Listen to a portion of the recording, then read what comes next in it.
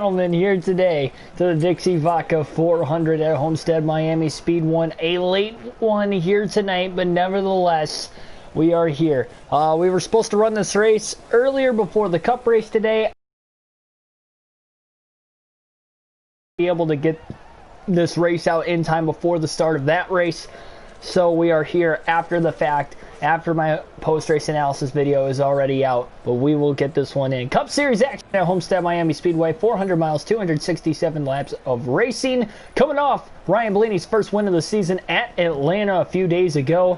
We'll see if he could go back-to-back tonight, or will we have a 6th different winner in the first 6 races of the season. No practice or qualifying either, so Blaney will be starting at the back. Looks like we have somebody else also starting at the back before the start of this race.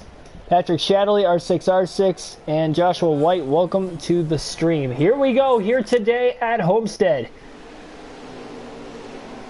An afternoon race nonetheless. Alex Bowman will be starting on the pole here in this one. Denny Hamlin will actually be the driver starting at the back. Also, Martin Truex Jr. starting outside pole in second. Michael McDowell will likely be running at the back most of the race today. Black Ace, welcome to the stream also. 8 people watching here right in the very beginning of this one, but the green flag is going to drop. We are underway at Homestead. Using the controller here for tonight's race.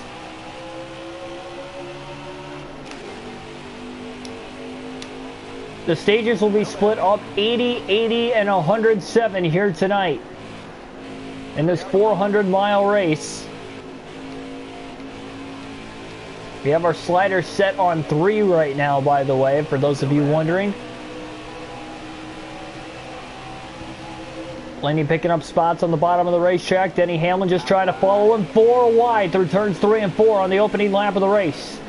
Back in the pack here,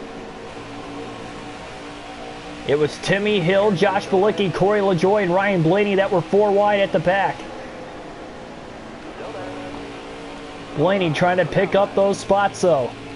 Zooming to the outside of Ty Dillon and Joey Gase. Oh boy, he got loose off of turn 2, catches the car but stays in the throttle. He's getting away from Hamlin in the process slightly, but Hamlin's even kind of trying to close in on him.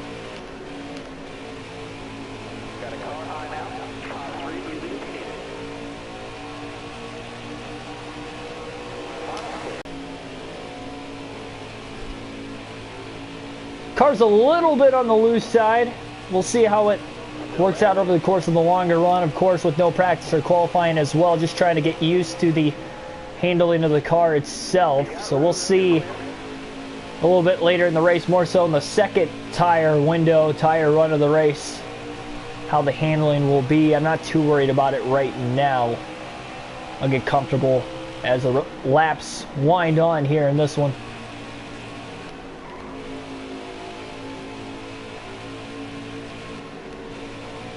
Blaney all over the back of Ricky Stenhouse Jr. for 21st.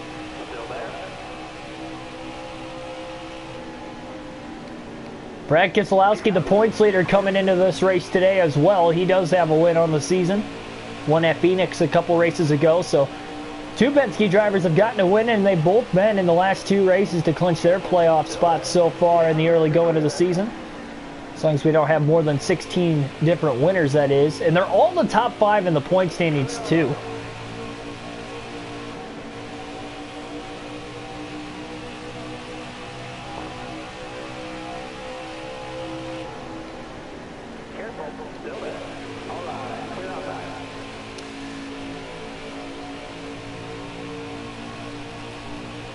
Call 48, welcome to the stream.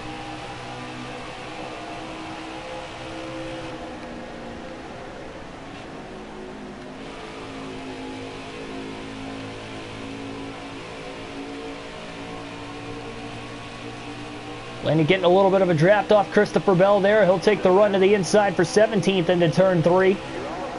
3 wide, midway through the pack. Truex is fading back quickly now. He's got Matt Kenseth on his outside and Eric Almirola on the inside. They almost went 4 wide off of turn 4, and I believe they are 4 wide. Down the front stretch. I believe that's Tyler Reddick that kind of peeked it in there at the last second as well. Could be wrong. No, that's actually the 78 of BJ McLeod. Had some fast cars this year, just bad luck to go along with it. We'll see if his luck might turn for the correct direction here tonight. Blaney might have made a little contact with Jones on corner entry to turn 3. Didn't really mess both cars up. I know they got close. Chase Elliott in the mix up here as well. Ryan Newman.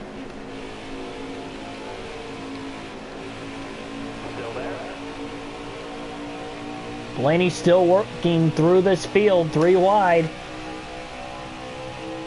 Down to the inside of Ryan Newman. Boy, he had a run into turn 3. Ryan Blaney up to 11th already. This car's on a rail tonight.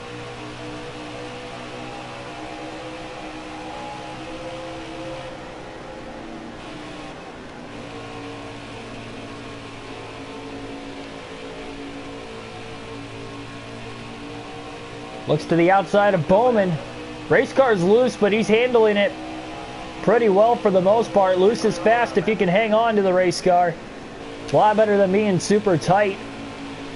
And again, he's getting enough rear grip in the tires that although the car might look like it's sliding around, he's getting enough grip. Top 10 on a 1.5 miles nonetheless. That is pretty solid.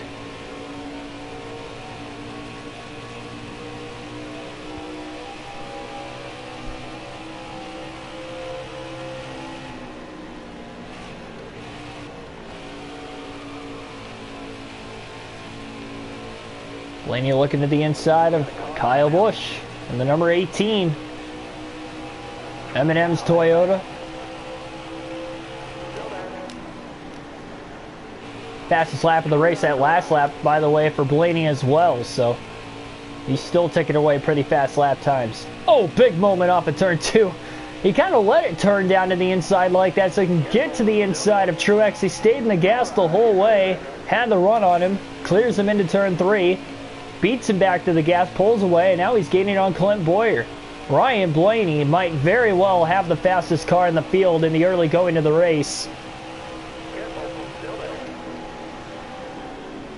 Boyer drove it in deep on that middle lane, trying to keep up with Blaney. Blaney wants to go back to back so desperately here.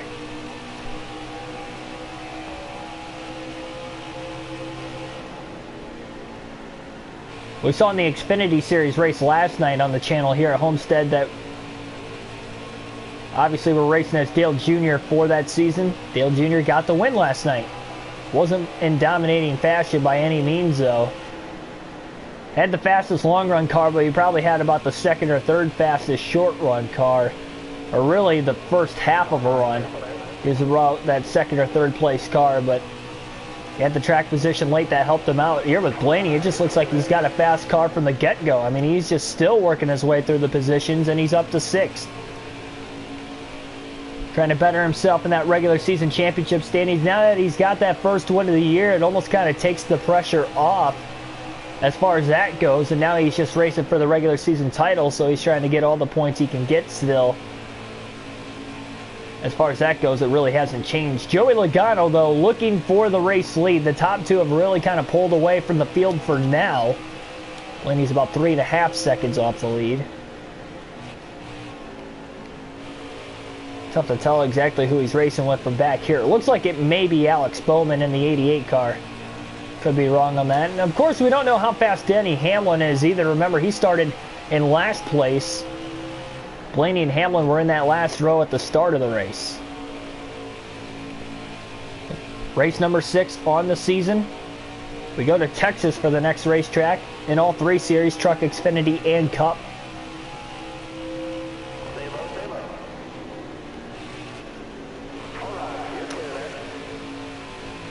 Blaney just passed his Penske teammate. Kurt Busch, Jimmy Johnson, 40-plus-year-old veterans. running third and fourth on the racetrack and battling for the third position. Johnson trying to get around him. He may be a little bit faster than Kurt Busch, but as they get to racing with one another, Blaney is catching him. And the leaders haven't caught lap traffic yet, but they will very soon, it looks like. Blaney to the inside. Johnson tried to go high that time.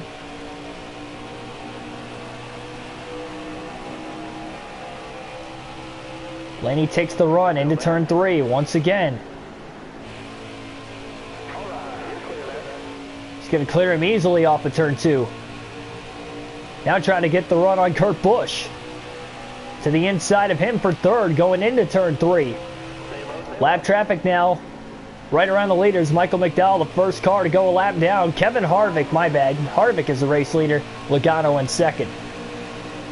Again, couldn't tell who it was at first, but it's Kevin Harvick leading the laps right now. He pulled away from Logano a little bit that last lap. Joey struggled to get around McDowell, but now Harvick's struggling to get around the next lap car. Logano takes the lead in turns 1 and 2. Blaney now just 2.5 seconds off the lead back in third. Kurt Busch still in fourth now. Jimmy Johnson rounds out the top 5.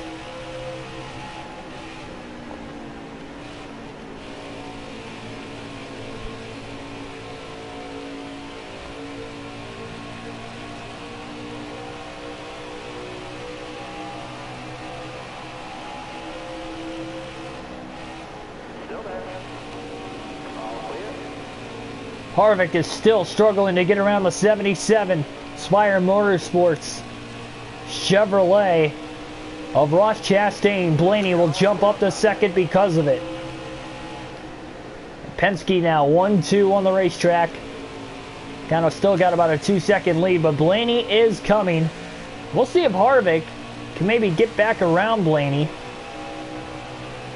See who's actually got the faster car between the two.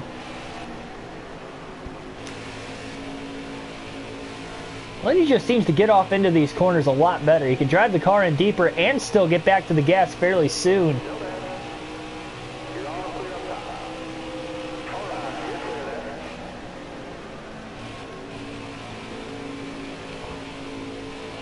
Just seems to be getting through this lap traffic, at least in the beginning of the lap traffic, where the back marker cars are right now. Better than anybody else. Cole Custer off to a terrible run at the beginning. He's a rookie, but he is in Stewart-Haas Racing Equipment in the 41, running 35th right now. And a lap down.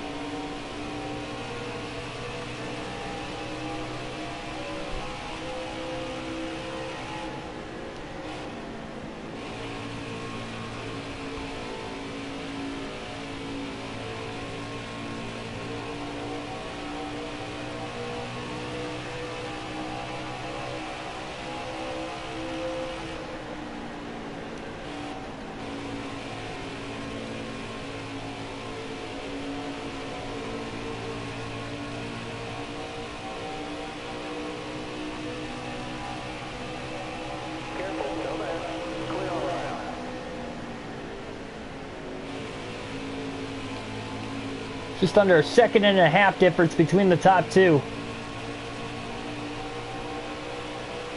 Everybody will have to make a green flag stop at some point here in this opening stage.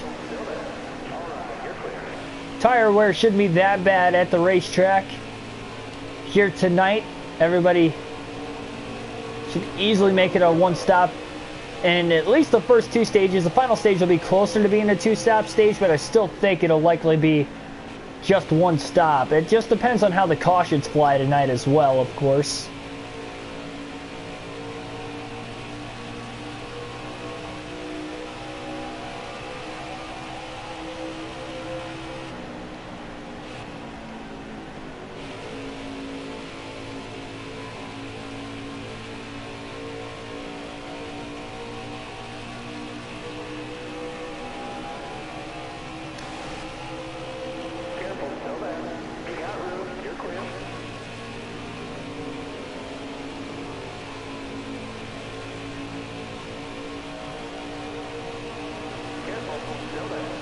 Definitely tell Blaney's just driving the car a little bit better. The more laps that get ticked away in this thing too.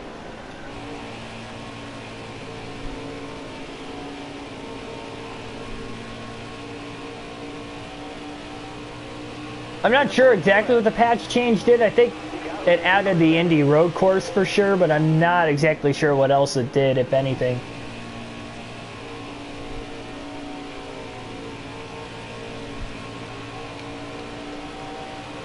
Plus, that was the last patch change. If there was a more recent one since then I don't know.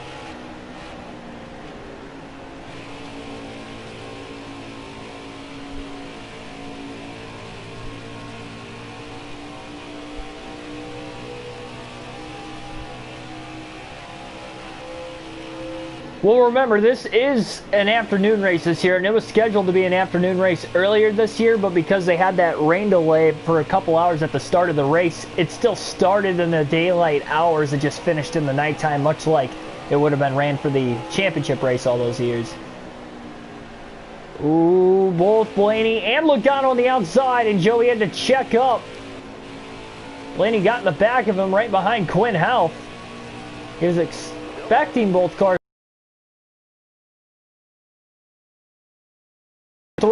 Ryan Blaney will take the lead. Logano going to try to cross him over. He gets back to the inside. Who will win the drag race back to the line? It'll be Logano still leading the lap. Blaney with a big side draft down the front straightaway. So this battle for the lead is on. We've known these Penske drivers to race fairly aggressively. Logano a lot more than Blaney, but we'll see who will get the better end of the stick here. Blaney ran the top, Logano clears him, but now Blaney will get the crossover down into turn 3.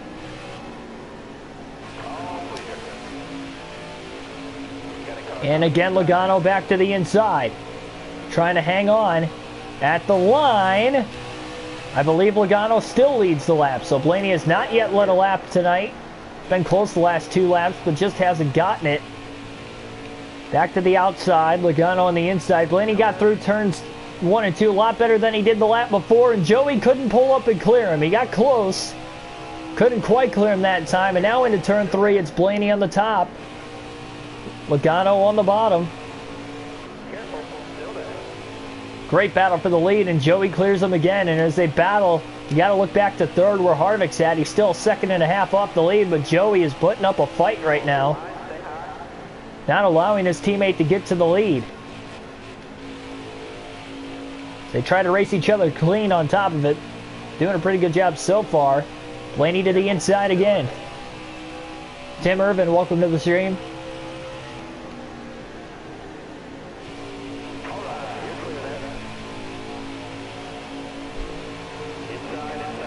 And again, Joey to the inside. Trying to side draft the 12 car. Blaney just led his first lap of the race at lap 31 that time. Couldn't quite get to the inside in front of Logano. Joey drove it in deep. Blaney slides up the track. It's a great battle for the lead in stage 1.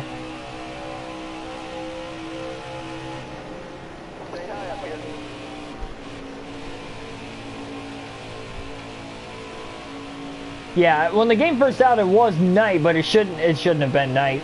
I guess it's kind of a good thing they changed it. Another lead change. Logano got back to the lead. And now Blaney trying to use Austin Dillon as a pick. Logano drops in line quickly behind him. Blaney again just can't quite get back to the gas before Logano, and that's why he keeps being able to cross him over. Blaney with the block down the back straightaway, and he's able to hold Joey off that time, off into turn 3. Blaney could go back to the bottom of the racetrack.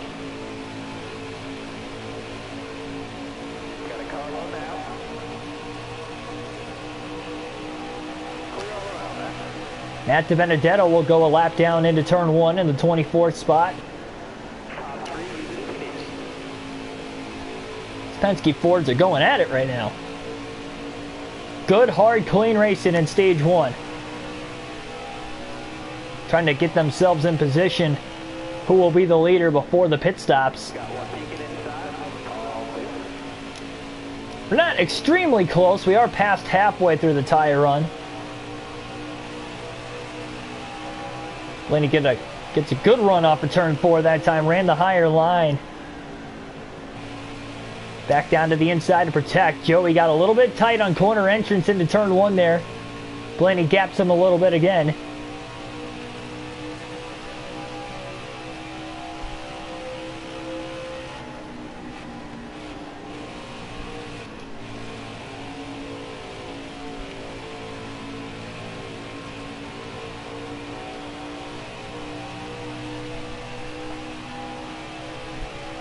Well, yeah, Blaney should be able to compete. See, that's the thing. Ryan Blaney scored more stage points than anybody this season. What to prove it again? I mean, he did win a stage today, even being knocked out of the playoffs. This round for Blaney, if he would have made it to this round of the playoffs, he would have advanced to the round of 8 with the playoff points he had from his win and his regular season point standings. So I believe he finished 6th in the regular season point standings. Would have had another playoff point today. And he ran consistent.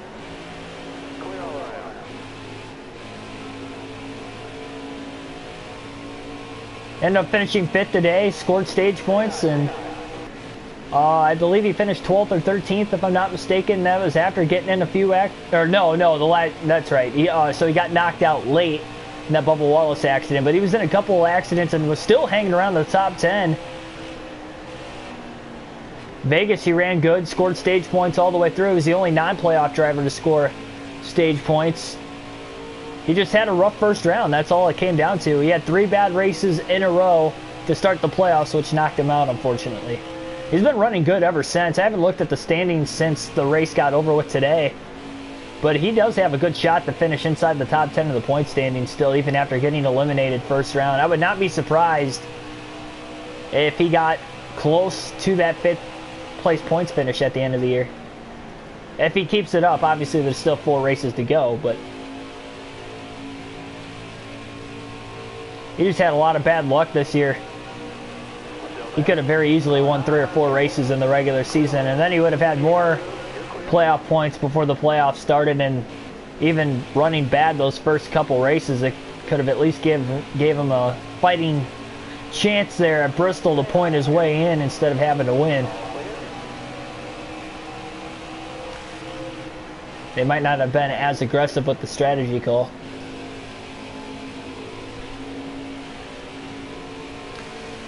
So since Blaney has taken the lead here, he's only got about a 1-second lead on Logano. Harvick's about 3 seconds back and forth, so definitely those Penske Fords very fast here. The top 5 has not really changed as far as the drivers running inside the top 5 here in quite some time. Cross flags will be in the air in stage 1 this next time by. We'll see if anybody might try to split the stage in half here. I'd be surprised if you saw anybody in the top portion of the field pit right now. I think they're willing just to stay out in case we get the caution.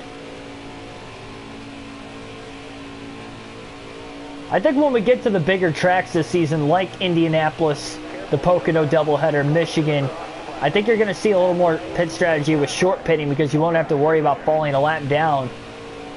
We would have saw that at Fontana, but we had a lot of cautions that race and we never had a single green flag stop the entire race, so we were never able to really see that play out there. But I'm sure you would have definitely saw it there, especially with the amount of tire wear at that track. But the track position kind of racetrack at Pocono, Indianapolis, and even Michigan to a certain extent,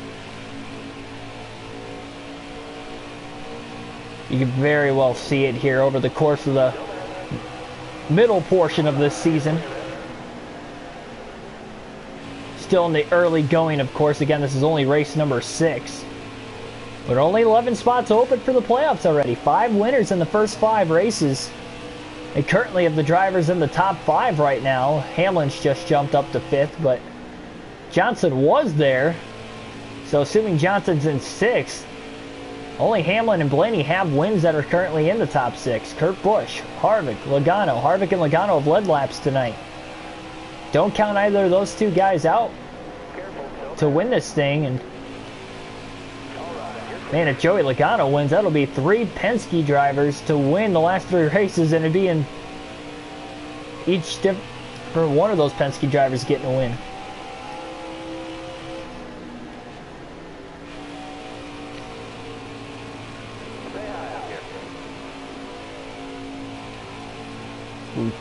Difficult spot there. Lenny Buck got pinched between Corey LaJoie, Ty Dillon. Beats them both though, got right in between them. I don't think Blaney's going to make it all the way to the end of the field run. Running the Duracell paint scheme for the first time this season.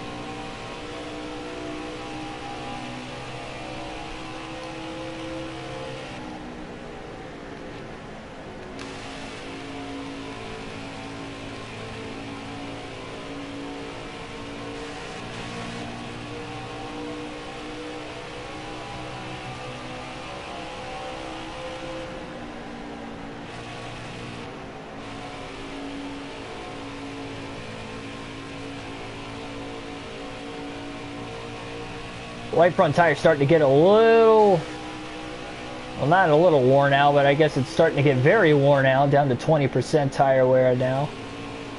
I expect about another 6 to 8 laps, and we'll see Ryan Blaney on pit road if we obviously stay green to that point. We haven't had a caution yet. We're almost 50 laps in. Had 5 cautions in the race last night in the Xfinity Series here. Truck race, I believe we had 4, if I remember correctly.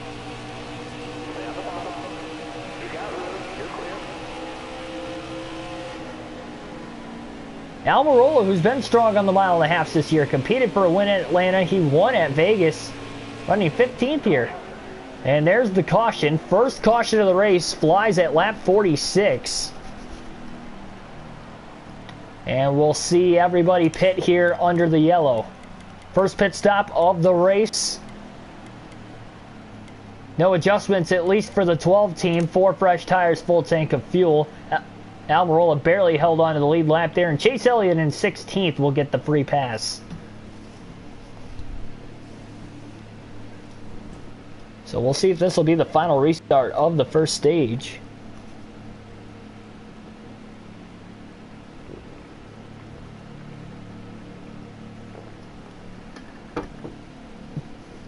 BJ McLeod up to 8th place, by the way. Remember, he had a strong Phoenix, finished in the top 10, finished in 9th.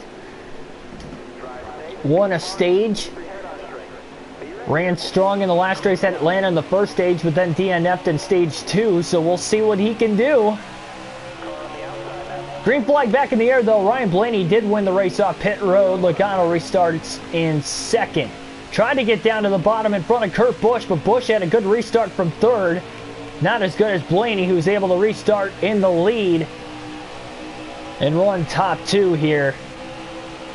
Or control the top 2.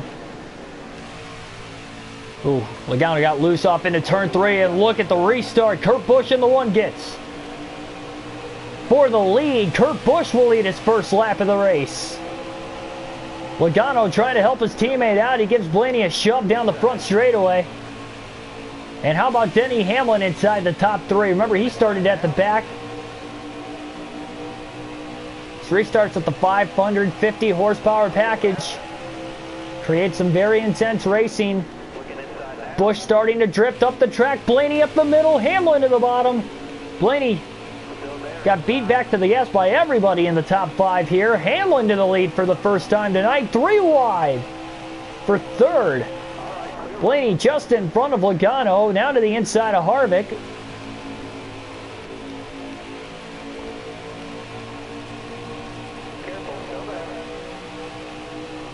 Trying to protect to keep Joey from getting under him, while meanwhile Blaney's still underneath the 4 of Harvick. Logano to the inside. They're 3 wide for 3rd place again. Denny wants to see the hard racing going on. Here comes Johnson off the outside off of turn 4. He's got to run.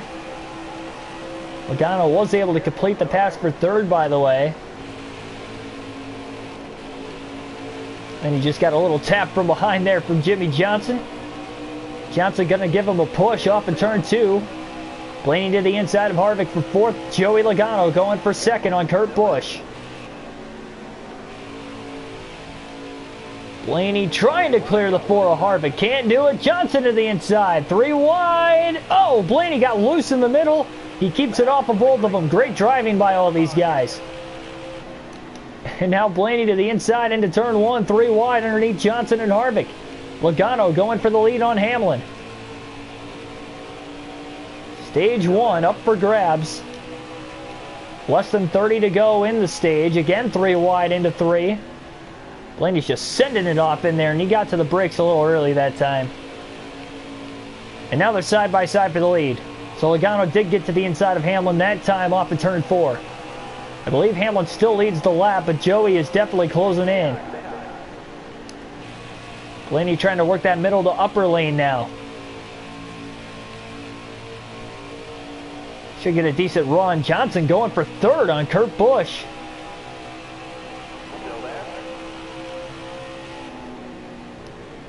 Oh, Harvick about got into Jimmy Johnson there. They're 3 wide.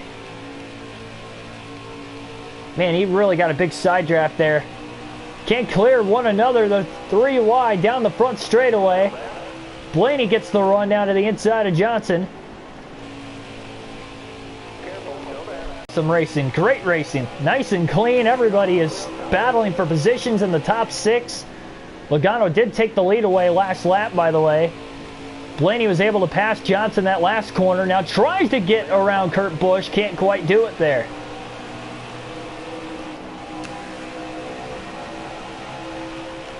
And able to stay in front of Jimmy. Harvick trying to drive away in third. Blaney again to the inside of Kurt Busch. He'll stay there this time. He's side drafting him down the back straightaway.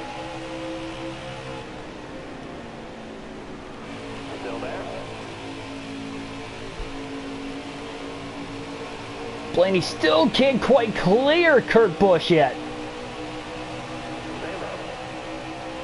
He's got to go. Only 23 laps to go to get that playoff point and win the stage. Jimmy almost took it 3 wide there, and that would have costed Blaney more time again. Blaney is able to clear Kurt Busch off of turn 4. Kurt trying to fend off Jimmy Johnson. He got a decent run off the outside. He was able to stay in front of Jimmy for 4th.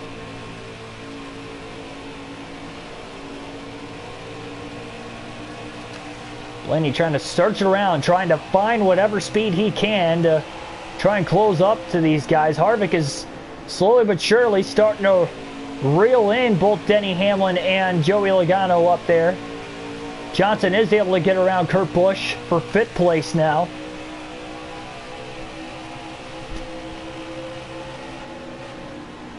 Hamlin to the bottom for the lead.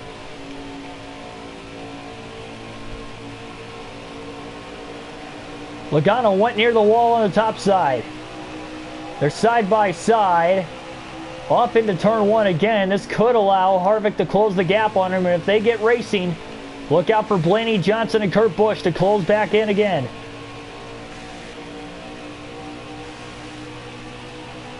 Hamlin and Logano still side by side. Neither one of those two can settle it. And now Joey goes down the track to try and pinch Hamlin down on the bottom.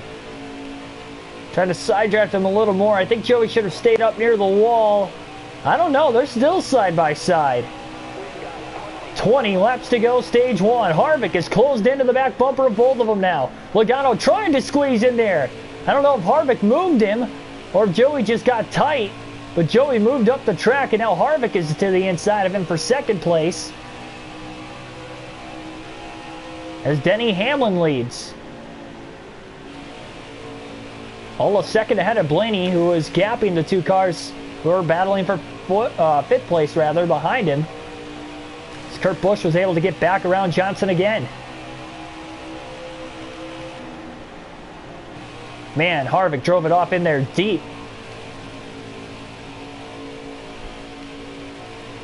To the inside. He beats Hamlin back to the gas. These guys will catch lap traffic before the end of the stage, by the way.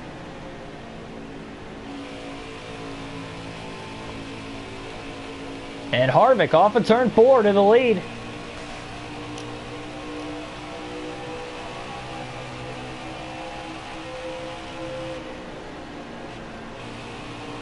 Had 5 different leaders in the early going of stage 1. Early going of the race. Late going of stage 1 now. Indeed, thoughts and prayers are with Dak Prescott. I didn't see the game when that happened, but I had heard about it, and I saw a picture, and that's all I needed to see. Definitely a gruesome injury, and it'll likely be season ending. I know we don't talk about football too much on here, but very unfortunate there. And also, Clint Boyer had to go to the infield care center, by the way. Speaking of injuries, granted it wasn't an injury, heat exhaustion, or exhaustion in general after the end of the race. Remember, he lost his power steering there for at least the last 30 laps, if not more, of that race today, and he's all good to go. He just had to get hydrated again after he was sitting down outside his car at the end of the race, I guess. I didn't see that until at least a half hour after it. Saw a mini article on it from NBC Sports. Ghost Destroyer, welcome to the stream. Logano to the inside of Hamlin for second. Harvick got caught behind McDowell for a second, but now gets around him into turns 3 and 4. So we'll see. 15 laps to go this time by. The top 4 are within 1 second of each other. Ooh, Hamlin caught McDowell in a terrible spot there. He's going to lose Logano a little bit. And Blaney's going to catch up just a little bit more because of it. More lap cars obviously coming in the future.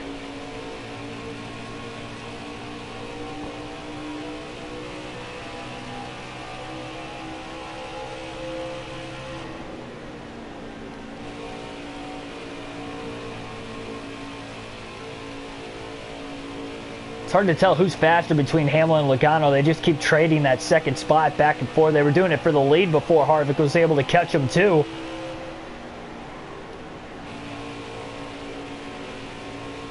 Blaney's been diving off into the corners a little bit later when his car starts to loosen up just enough over the course of the run. And I think that's why he's able to get just a tad bit faster. Now to the outside of Hamlin. Harvick stuck behind 3 lap cars now. And Harvick almost drove into the back of Chad Fincham. Now finds himself behind Cole Custer, his teammate. Here come Logano and Hamlin for the lead. A huge swarm of cars. Blaney just gave Hamlin a shot to get by Logano off of turn 4. Blaney follows him now. Bobby Carter about blocked off Denny Hamlin now as Logano trying to follow Blaney through there. And Logano's got a run now on Blaney. Blaney tried to get underneath Hamlin off of turn 4 a lap ago. Didn't get under him in time. Ran right into the back of him and just shot Hamlin past Logano. I guess it still worked out, but Brian would have rather have gotten to second. And now Hamlin caught behind the lap car of Timmy Hill. Blaney looks high. Hamlin's there. Logano to the bottom. More contact in the center of the corner. Logano gains 2 spots in one corner. Blaney stays neutral and Hamlin loses 2. Harvick's got about a 7 to 8 car length lead on Logano now, late in stage 1.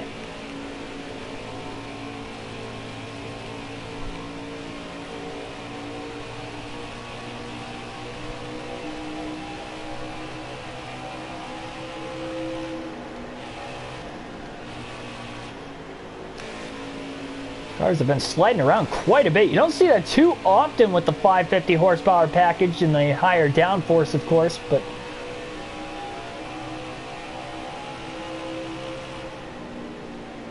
cars haven't had a ton of grip, and that might be racing Homestead-Miami Speedway in the daytime. Blaney tried to go up to clear the 22. He gave it a shot. Now here comes Hamlin once again, but now Logano gets caught behind the lap car at the end of the front stretch. Blaney's going to get him back, or at least get to his back bumper. Nemechek in the way on the bottom, and here is Hamlin. Harvick's got about a 1.5 second lead now. Blaney gets loose off of turn number 2.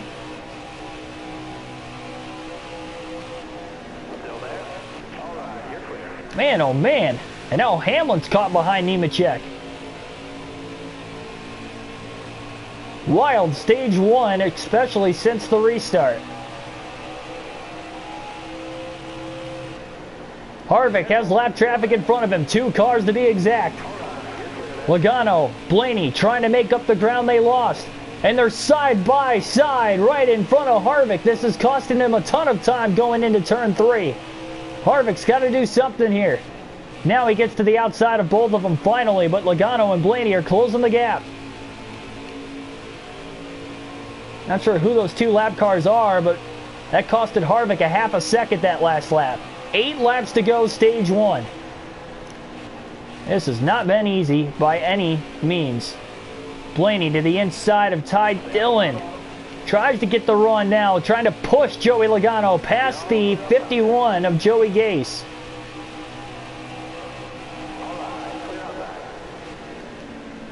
Trying to work as a team there to get by the lap cars and catch up to Kevin Harvick instead of battling one another. Harvick struggling down the front straightaway on those lap cars again. Logano within a second of the lead. Oh, all the way down to the bottom of the track. Bubba Wallace, I believe, is the car right in front of Harvick. The lead is down to about 0.7 of a second now off of turn 2. Trey, welcome to the stream. And now that Wallace and Gaughan lost that lap, they moved to the outside, letting Logano and Blaney go. So they definitely are getting through the traffic a lot quicker than what Harvick is.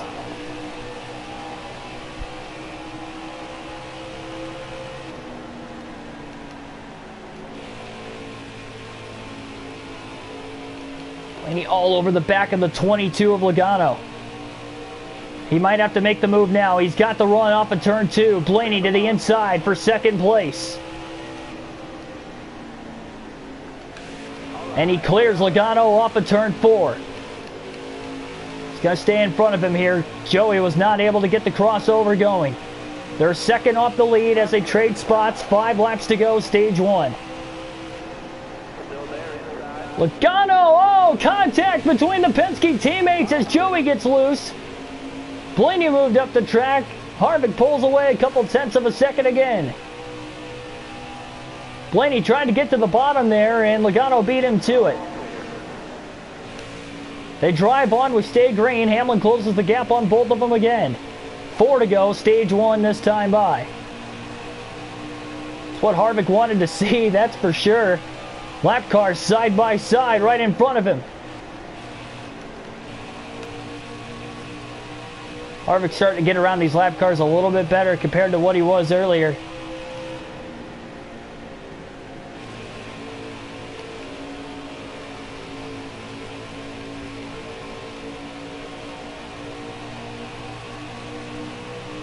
Blaney just needs more time for those tires to come in. He's barely past halfway through the run. I think he knows he can keep up with the 4 of Harvick.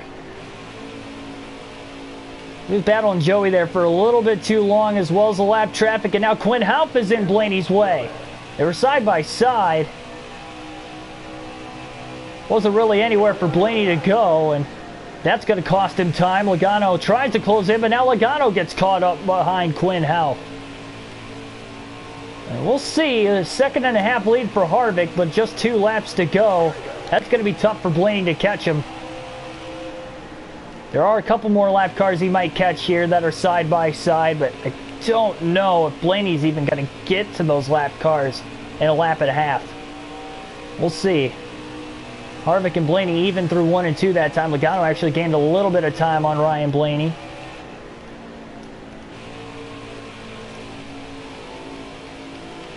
Oh, definitely watch the Roval today.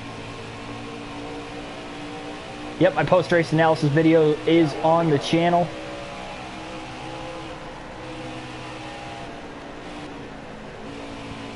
Final lap of stage 1 here at Homestead. Lap car still side by side in front of Harvick. He's stuck behind him, but he can kind of take his time here through the final corner. Blaney will not catch him. He's too far behind. Harvick takes it 3 wide to the bottom anyway to put those guys an extra lap down. Green, white, checkered flag off of turn 4. Kevin Harvick will win stage 1 at Homestead. Blaney second, followed by Logano, Hamlin, Johnson, your top 5. He is the road course king, at least in the Cup Series nowadays. That is for sure. No, Bobby Carter is not a real driver.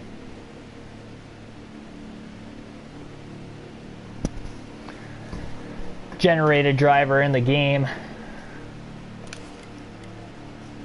Kurt Busch, BJ McLeod, Kyle Busch, Byron, and Keselowski round out your top 10, by the way. That 1 second of damage will be repaired here for Blaney. Might have been costing him a little time. 4 fresh tires, full tank of fuel, and no further adjustments from the 12 team. We'll see who will win the race off of pit road as Kevin Harvick won stage 1 tonight at Homestead.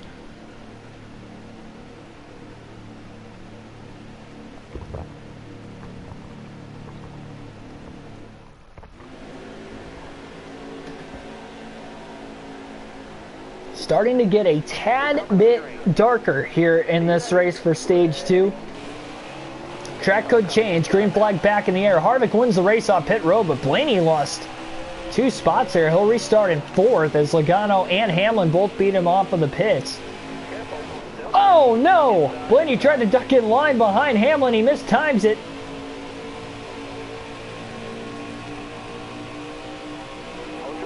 Hamlin still gets the strong run. Blaney, meanwhile, is 3 wide between Kurt Busch and Joey Logano. Look at the restart the 78 and BJ McLeod gets. He gets to the inside of Blaney.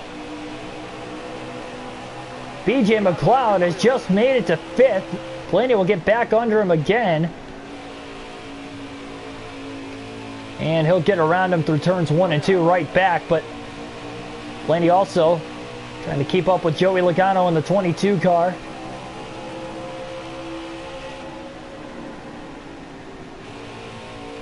Hamlin challenging Harvick for the lead.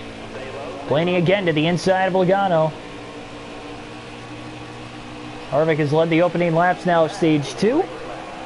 Fastest lap of the race, that last lap for Blaney. So, and the damage seems to have quickened the race car up just a little bit more. Could be what he needs. Oh, man, he got loose there. Might have tagged the 22 as well. After he slid up the track, of course. It's going to likely cost Logano a shot to get around Kurt Busch here. He still gets a decent run to the inside. Blaney can't quite keep up with both of them there, but now they're side by side down the front straightaway.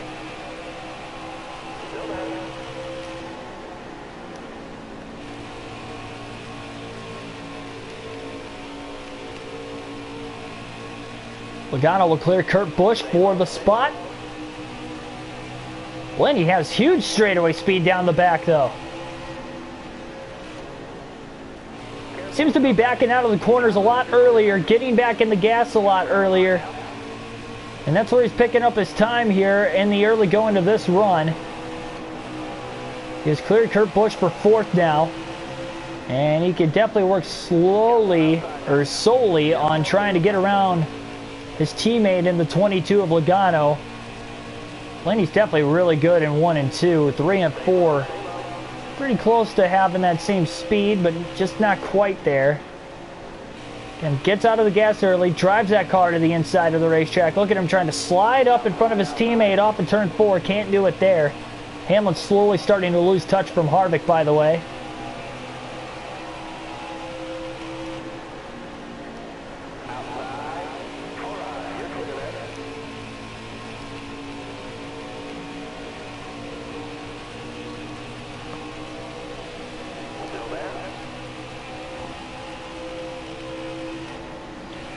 But he's not really side drafting Logano a whole lot either. And now, slide job through 3 and 4, and Blaney's got the spot. It's one way to get up to 3rd. Logano carries the run off the outside, gets back to the bottom of Ryan Blaney there. Blaney going to try to cross him over himself here, and he gets tagged from behind from Kurt Busch. Giving him a bump trap.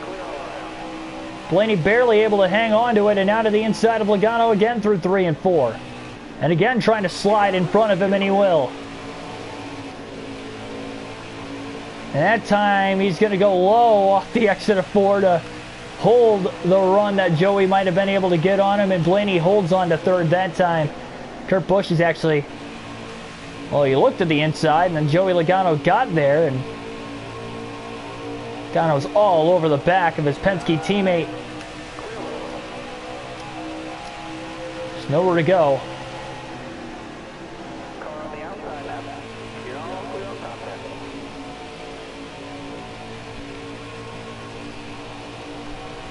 Yes, there will be a race at the Roval eventually. Obviously, it's not until the playoffs. And I have done one on Heat 5, actually twice, for the Cup Series. When we did the custom schedule season, we had 2 races at the Roval, once in the playoffs and once in the regular season.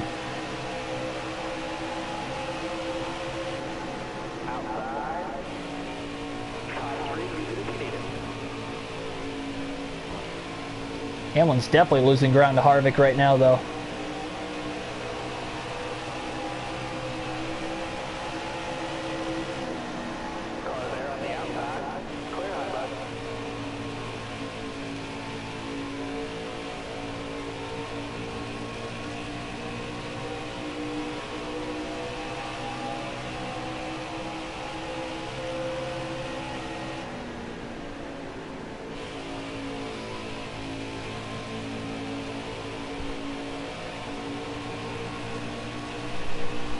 But anyway, yeah, the Charlotte Roval in the playoffs. We are doing the normal 2020 schedule from what it was at the start of the season. And for NASCAR's sake, their final 12 races this season never changed as far as their date and where they were at. So we've got that going for us as well here.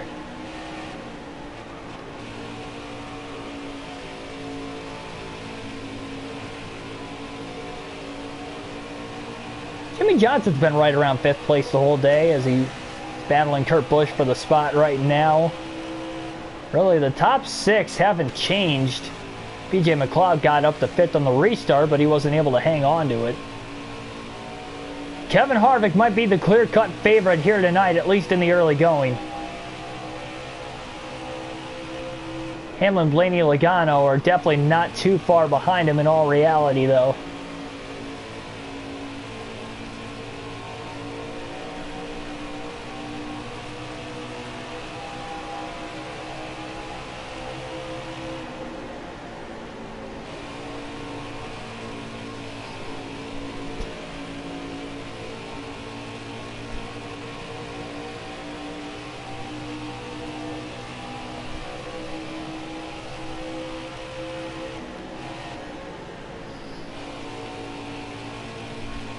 Yeah, Harvick's led every lap of Stage 2 so far, and he won Stage 1. Harvick took the lead with about 20 laps to go in Stage 1, and Harvick also led a lot of laps at the very beginning of the race.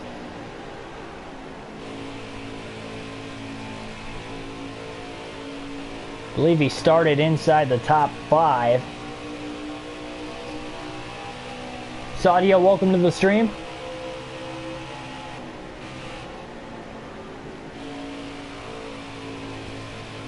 Hamlin trying to carry that run there.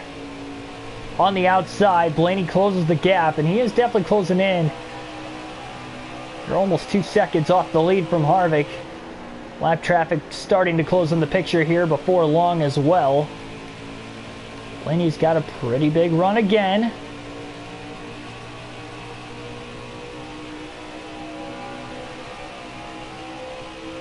Hamlin now to the bottom of the racetrack. Blaney trying to beat him back to the gas.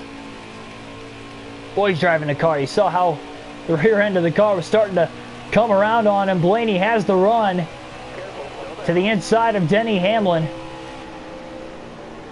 Couldn't quite hook all the way to the bottom. It'll still slide up in front of him in the center of the corner. So Ryan Blaney will take over the 2nd spot now from Denny Hamlin.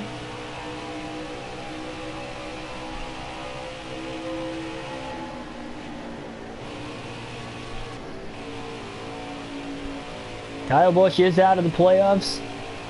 Indeed.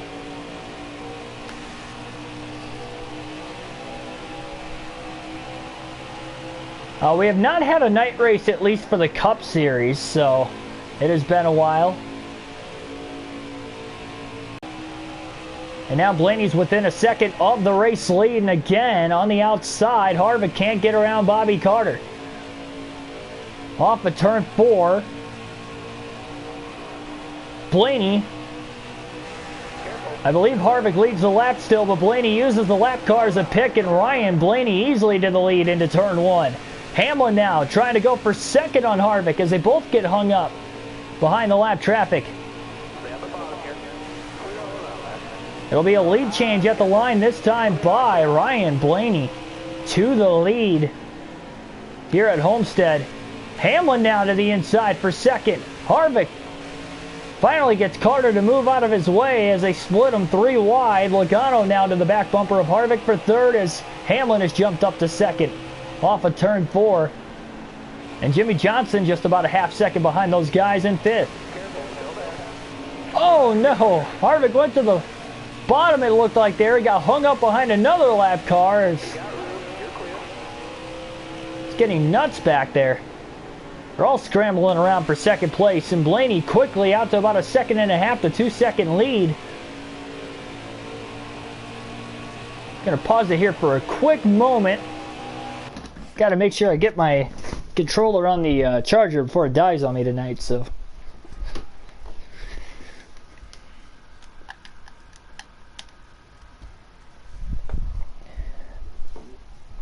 All right, we should be good to go for at least a little bit here. Sorry for that. Don't like pausing it, but better than having the controller die midstream on us and take us out of the race, because this has been an entertaining race up to this point, that is for sure.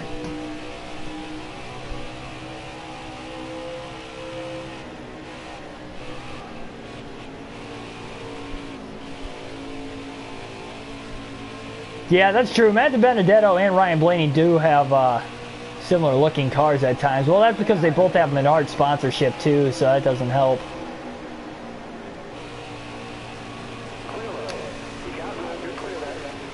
Again, we're using the Duracell paint scheme sponsorship this race. The first time we've used this paint scheme so far in the season through the first 6 races. He's got 10 different paint schemes on NASCAR Heat 5 now since all the DLCs. So, I mean, we literally won't use the same paint scheme more than 4 times this year over the course of the season. So, there'll be a lot of alternating between it if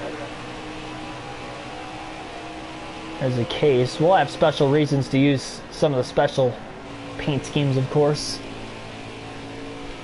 And of course, there'll likely be another DLC out at the end of the month, too. Oh, Blaney got really loose off of turn 2 there. Harvick back up to second, by the way. He did get back around Denny Hamlin, so we'll see if he can maybe try to run back up to Ryan Blaney at all here. Still early in the second stage. Once we get about midway to just past the halfway mark of this stage, we'll be near the halfway mark in the race. Yeah, I still think Harvick's the top candidate to win that championship this year. I think we're getting a lot closer to getting that championship 4 set. Obviously we are, because we're only 3 races away, but looking at the standings currently within the top 8 as they run in the playoff points for starting the next round, your first 4 seeds are going to be really tough to knock out, especially with the tracks given. Chase Elliott's won at Kansas before. He's run well there. That's his first race there. He's obviously had good runs at Martinsville in the past as well. A couple runner-up finishes there. So if he could hold his own at Texas, I think things could work out for him there. And of course, Keselowski's been fast on the 750 horsepower tracks this season. So Martinsville might play out there. He did win at Martinsville once last year. I think the big thing here, the big thing is going to be who will win races in this round. Because Hamlin and Harvick have won a lot this year, and they might be locked up on points, but if we get 3 different winners, and I've been saying this for a while, you know, let's say Truex wins at Martinsville, Chase Elliott, say, wins at Kansas, and then at Texas, you know, somebody like a Logano or, you know, Keselowski wins at Texas randomly, then you're looking at those 3 guys in on wins, and that means only Harvick or Hamlin will get in on points at that point. That's something that realistically could happen. So although Hamlin and Harvick have a huge points cushion, I wouldn't say they're locks, because if we get 3 different winners that are not one of those 2 drivers that are in the round of 8 of the playoffs over the next 3 races, that could upset and knock out either Hamlin or Harvick in this next round. But Harvick is still my clear-cut favorite. It'd be so shocking if either Harvick or Hamlin didn't win, especially Harvick, because again, Harvick not only has been good, not even good, he's been great this season, and Hamlin's been good, if not great. But Kevin Harvick's best track, or one of his best tracks statistically, is Phoenix. He's been the king at Phoenix over the last decade. He's got the most wins there of any driver in NASCAR history. He's the all-time winningest driver at Phoenix. He seems to race better there with the current aero package they have, the 750 horsepower, especially this year with the smaller rear spoiler, the lower downforce. So I don't see how he can get beat. And again, obviously he has to get there first because, like I mentioned, Hamlin beats him out in points here. Things could definitely get interesting. Caution's out for the 2nd time tonight for incident. only the second time, and it comes at lap 111. With Ryan Blaney in the lead. Jimmy Johnson's going to hit pit road here. Free pass will go to Matt Kenseth in 18th. And we're going to see Blaney hit the pits as well.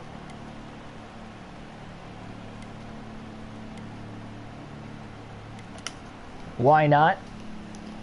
Get those fresh tires. Ethan, welcome to the stream.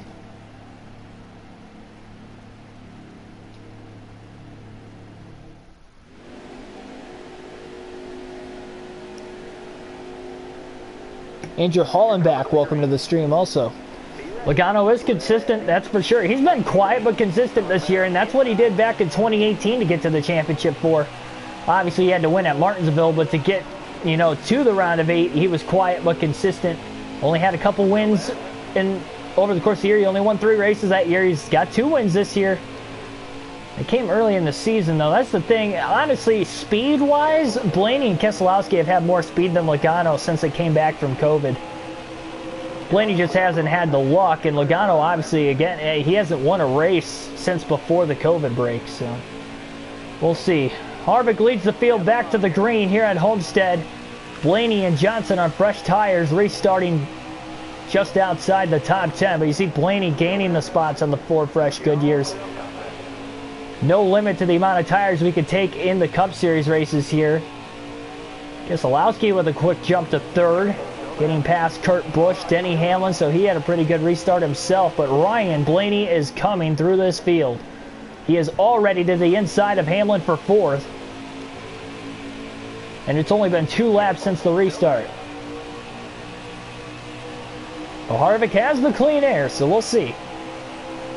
But Blaney having a lot fresher tires. I'm surprised more cars did not pit under the caution. These guys can make it on fuel to the end of the stage.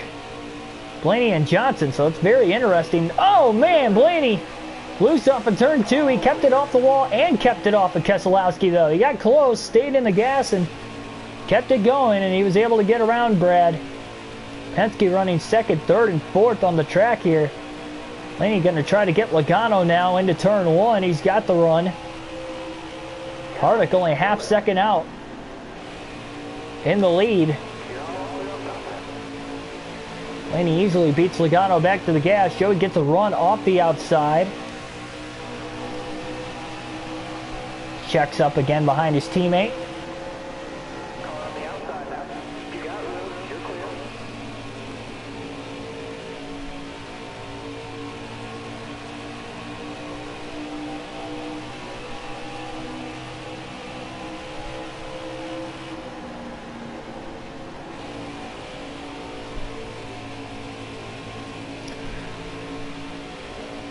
Yeah, don't forget about Alex Bowman. One of his better tracks is Phoenix also.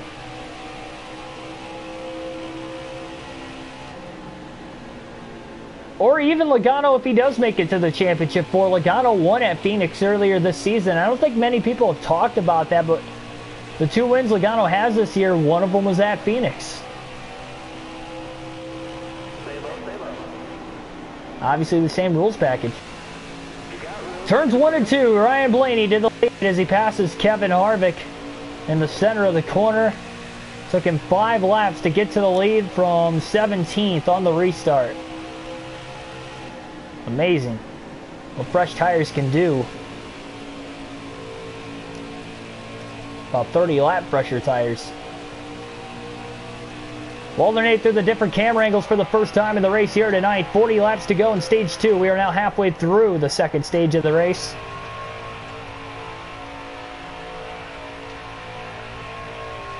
$18 cars on the lead lap here. Harvick won stage 1. Finished 2nd with Ryan Blaney, about a 2nd behind him. And only 2 cautions per incident. 1 in stage 1, about 46 laps into the race. 1 in stage 2, which came out at lap 111.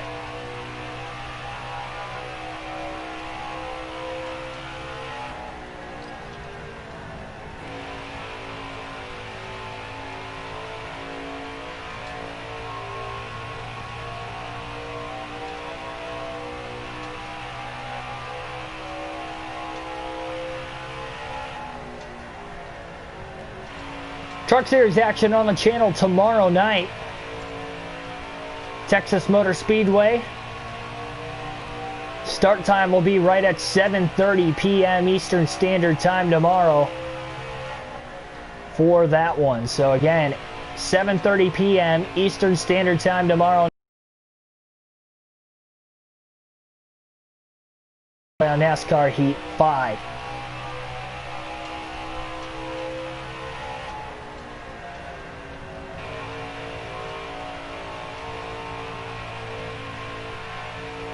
If you're new watching the channel currently right now, first and foremost, hit that subscribe button for the more daily NASCAR content on the channel. Again, we do these full race live streams on the daily. The post-race analysis video is already out on the channel as well from the Roval today. My thoughts, opinions, we took a look, finishing results obviously along with that, and went through every detail of the race as well as how my fantasy team did. And also, weekly, we do the fantasy team prediction videos as far as that, and my thoughts on what could possibly happen leading into the race as well. Blaney took the lead pretty quickly over the run, but he hasn't pulled away from Harvick in all reality. Harvick's still within 7, 8, 9 car lengths of the lead, less than a second back. So he's doing a pretty good job even on 30-lap older tires.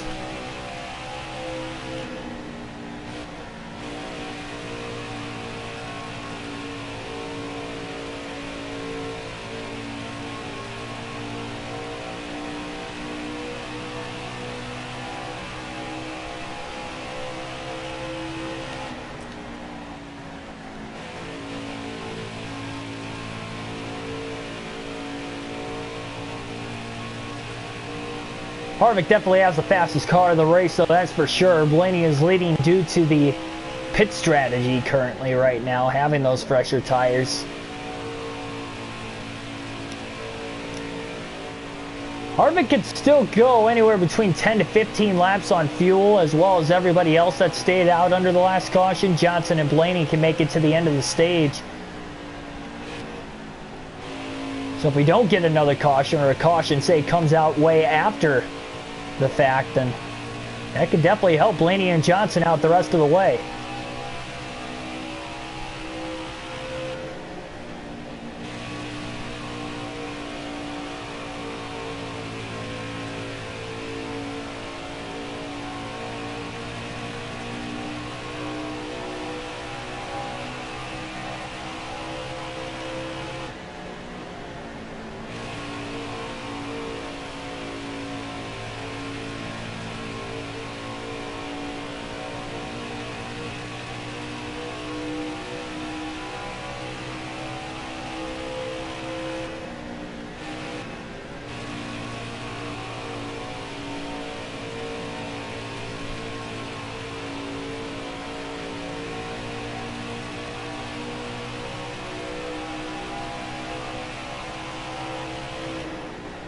Yeah, there's likely a good chance Kurt Busch is going to retire next year.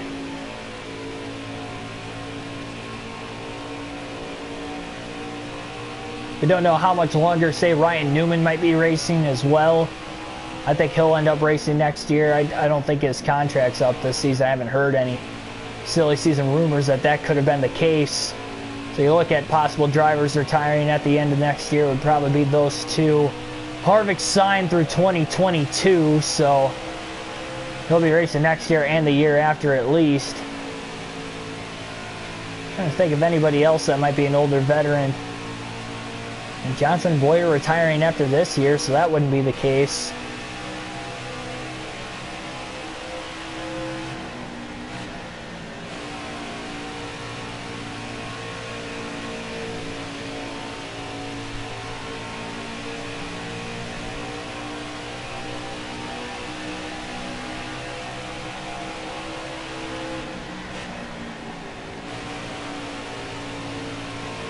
Yeah, because Ryan Newman was a rookie in 2002, I believe, as well. He was a rookie the same year that Jimmy Johnson was a rookie.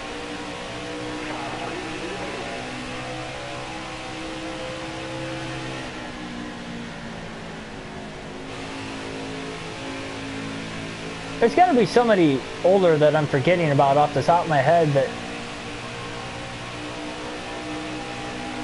mean, I guess Martin Truex Jr. is a little bit older, but I don't see him retiring in the next couple of years. He's still performing at a high level too, so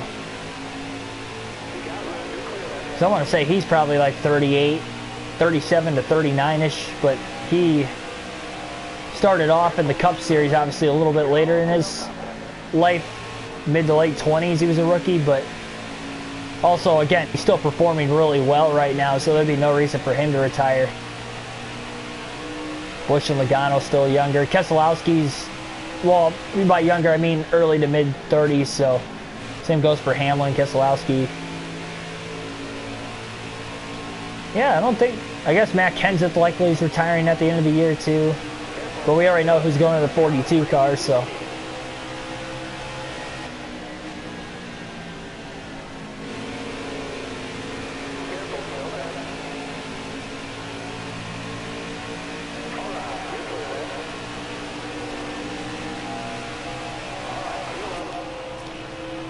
Stick with the normal camera now to the end of stage 2. 2.5 second lead for Ryan Blaney over Kevin Harvick. Almirola is done. Oh, from the playoffs, yeah. That's another one though too. Almirola is in his mid-30s. I think he's 36 if I'm not mistaken. Kind of started off a little bit older as well, and he didn't even get a great, you know, ride until he got to Stewart Haas racing in his early to mid-30s. So it's his third year there, so I guess say mid-30s. Right around 33 years old, 34. But he's still a playoff driver. I don't know. It's tough to say with him. It's tough to say. I don't know what his contract looks like. We know, well, he signed on for one more year, I believe. Or was it a multi-year deal? I know he's at least signed through next year. I don't know how much longer it is after that, though.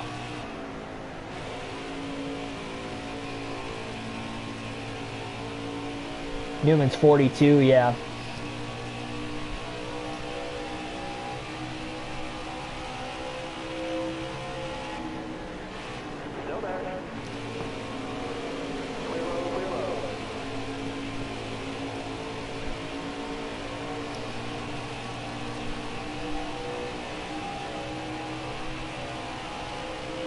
Yeah, Reagan and Menard were definitely a little bit younger than what you... They were more like right around Carl Edwards' age. But the difference with Menard and Reagan is they were driving for teams that they couldn't compete for a win week in, week out, week in and week out. Nor did they really do that in the first place anyway when they were with higher rides, like when RCR was a little bit stronger back in the early 2010s for Menard. He won one race, that was it. And David Reagan raced at Roush when Roush was in its prime. And he won one race and competed on the super speedways consistently. He was really good there. Intermediates, not as much. So I was shocked to... I even plugged the controller in.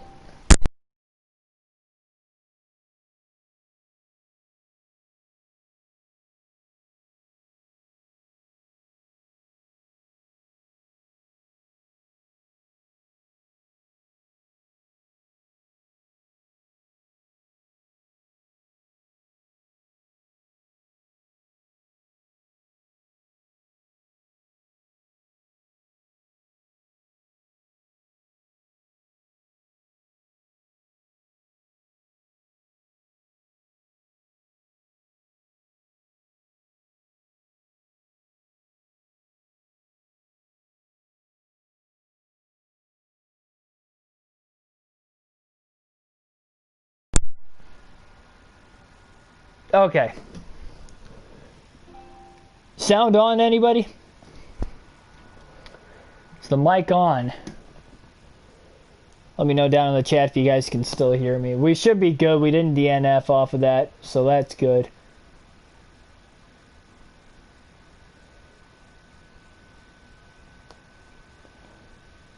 Okay, I think we're good. Get off the wall here. I'm hoping we stay green. We didn't hit the wall hard. So we should be good to go. All right, well, Kevin Harvick within about a second and a half of the lead all of a sudden, but for Ryan Blaney's sake, he's still leading in the stage. And the leaders will be having to hit pit road, if I had to guess, within the next 5 to 8 laps. The leaders that did not pit under the last caution, that is.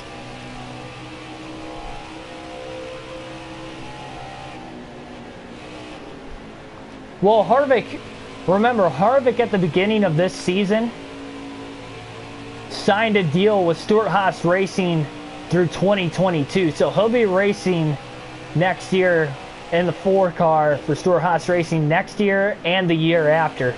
So he'll be 46 after 2022 season's done. So that could be his final contract. It might not be. I mean, look at Harvick. I mean, Harvick's won 9 races this year. If he keeps competing like this, there's no reason for him to have to retire.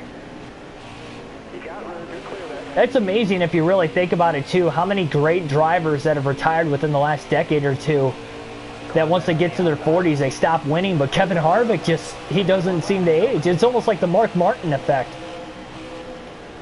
The only difference is Mark Martin had to resurrect his career with a different team to do that.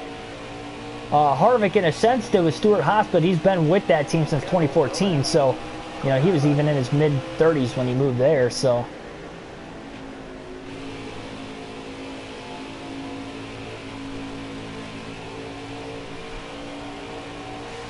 indeed, BJ McLeod with the run up to 5th. And he's not far behind the 11 of Hamlin for 4th. Remember, he finished 8th back in stage 1, having a good run so far.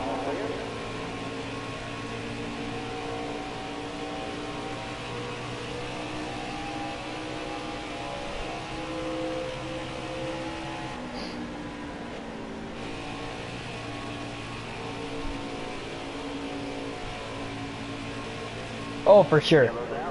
And we have a caution. And an interesting one nonetheless. Nonetheless, I should say.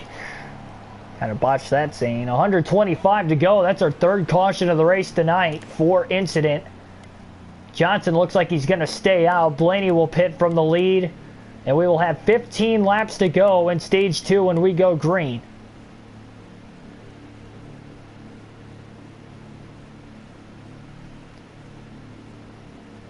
Blaney's going to try loosening the car up. Half around a wedge being taken out of it here just to help him out a little bit more.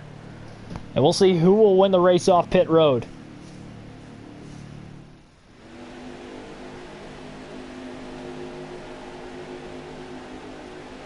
Coming to the green. Almost ready now. Green flag back in the air. Kevin Harvick won the race off pit road, but Jimmy Johnson will restart from the lead because he stayed out of the pits. Again, he pitted under the prior caution. So did Blaney, but Blaney decided to pit there.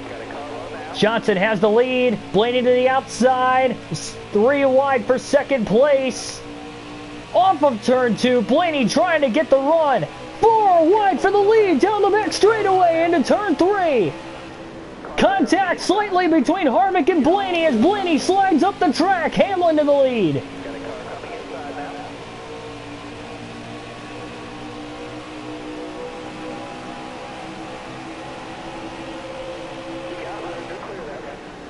What a restart from Denny Hamlin.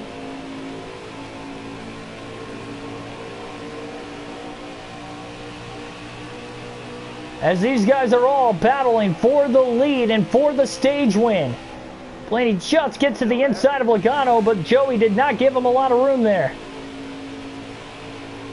Blaney just loosened his car up just for this stage alone. He's got a good pace and speed, but he doesn't have to worry about a fall off here because he's only got 13 more laps from now even to work with. And how about BJ McLeod with a great restart up to 3rd. Blaney will pass Logano for the spot. Now to the inside of McLeod. Harvick gets the run. He probably has the fastest car in the field, but with Hamlin leading, that could hold him up. This is going to be a heck of a battle to the end of stage 2. We saw one at the end of stage 1 with a restart with 30 to go. This has even less laps left as Logano gets to the inside of McLeod now for 4th. Fastest lap of the race that time for Blaney. This setup change might be in the best for Ryan Blaney, at least for the short run.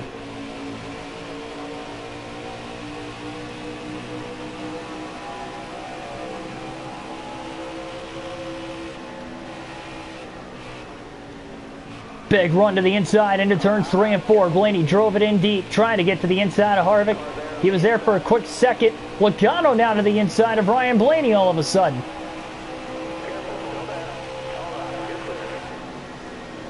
Blaney able to beat Logano back to the inside, though, through turns 1 and 2.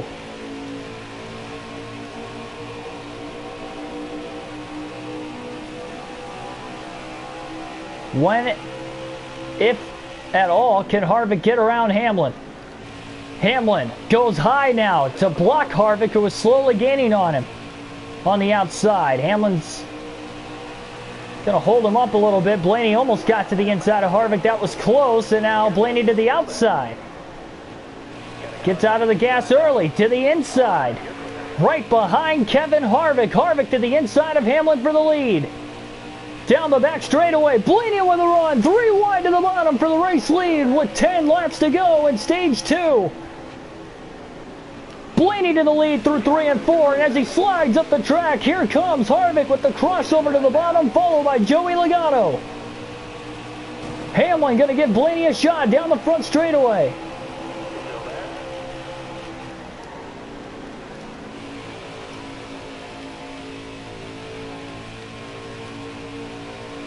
And Logano to second. Blaney got a huge run off of turn 2. Harvick goes high. Blaney to the middle. Logano to the bottom. They're 3 wide again for the lead through 3 and 4. What a battle for the stage win here in stage 2. Logano clears Blaney, but he could not clear Harvick. Blaney to the bottom again. Side draft in the 22. Here comes Hamlin. The top 4 are going at it here at Homestead. Oh, Blaney gets loose. A little contact with Hamlin on the exit of turn 2. He's got that looser setup, remember, but it seems to be helping out the short run. And again, Logano to the bottom underneath Harvick. Can he clear him that time? No, he cannot. He does lead the lap at the line, though. 7 to go, stage 2. Don't think there's going to be any lap traffic in the way either. Logano's going to clear Harvick that time. Blaney again gets loose. Slight contact. 3 wide up the middle, though. Logano trying to block Blaney. His teammate to the inside. Blaney trying to get there. Hamlin now pushes Ryan Blaney off of turn 4. Trying to help him out.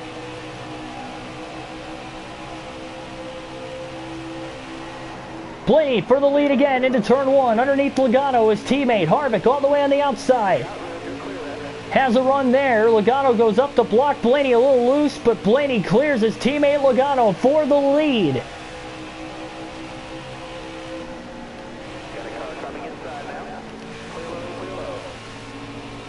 Blaney trying to hang on. It's amazing how these top 4 are racing as hard as they are, but they can't get away from one another despite trading positions back and forth no matter who has the clean air advantage. 5 laps to go in the stage. Oh, Harvick and Hamlin about got together into turn 1. Logano and Blaney get away.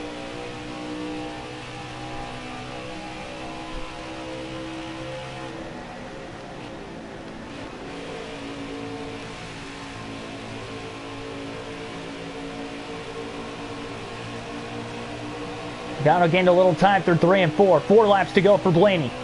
Remember, Harvick won stage 1. He's in position here. Logano drives it in so deep on the inside there through 1 and 2. Blaney has to work the middle of the upper lane. He couldn't beat Logano and get back down to the bottom. Oh, Blaney gets loose off of turn 2 and barely holds clear of Joey Logano. Blaney's driving that car hard right now, trying to... He's not able to pull away. Hamlin all clear of Harvick for third. 3 laps to go. Blaney trying to grip the bottom of the track. Logano drove it in deep, but he couldn't quite get under his teammate that time. Could drive off a turn 2 that time for Blaney. He was able to hold the car steady.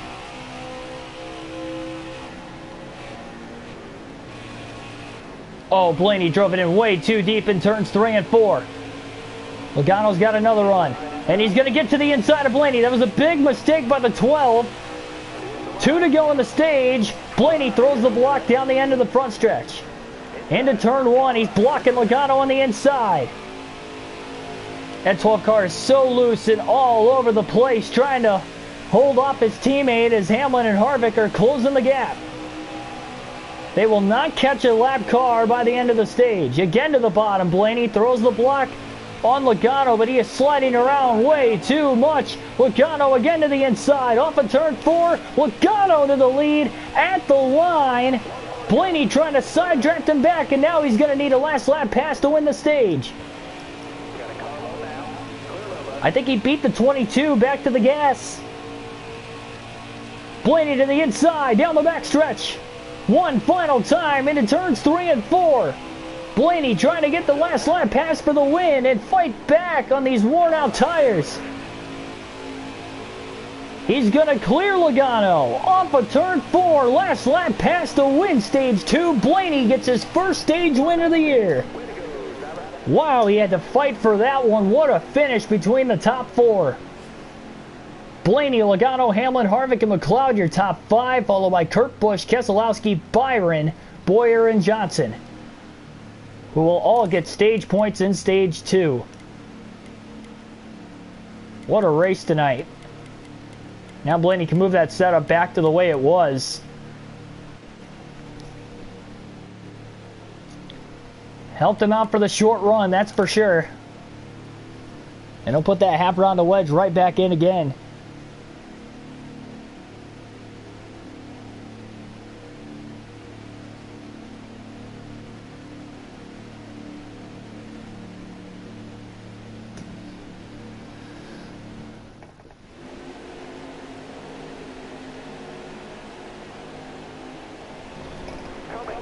Logano will win the race on pit road and restart from the lead. Green flag back in the air. One stage to decide the winner. And if the first 2 stages were any indication, this could be a wild finish. It has gotten really dark. For whatever reason, the game doesn't have the lights on, and that is making it a little hard to see, honestly, in turns 1 and 2. Oh, man, Blaney got loose and made contact with his teammate.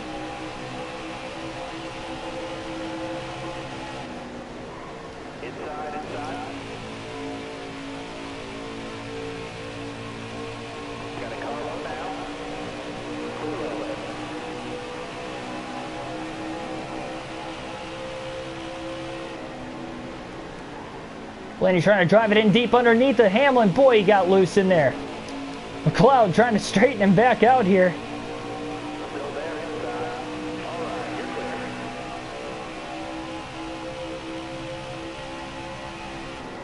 Hamlin, run that middle lane. Blaney back up to second place again. Logano, who leads the race right now. Harvick still on the outside of McLeod, battling in for 4th. They're 3 wide for 3rd. Almost some contact. Might have been contact between Hamlin and Harvick. Harvick drove it in deep into turn 1, and he gets into the back of Blaney. Harvick gets sideways contact with McLeod. They're 4 wide back there now. McLeod is in 3rd. They stay green, and Harvick loses at least 3 or 4 spots. He drove it in deep on Blaney, got to his left rear corner panel. Contact, which got Blaney loose, but not as loose as Harvick. Blaney overdrove 3 and 4 there. Logano gets away a little bit more. Keselowski in 3rd, 1, 2, 3. Penske Racing at the front of the field with barely over 100 to go.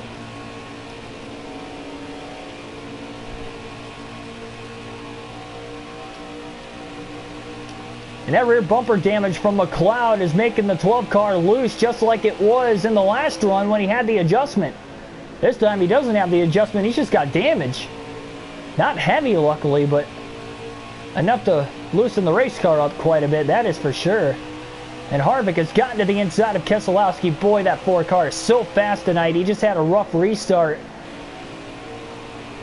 the last time, and that's why he wasn't able to win stage 2. But he has led the most laps all night.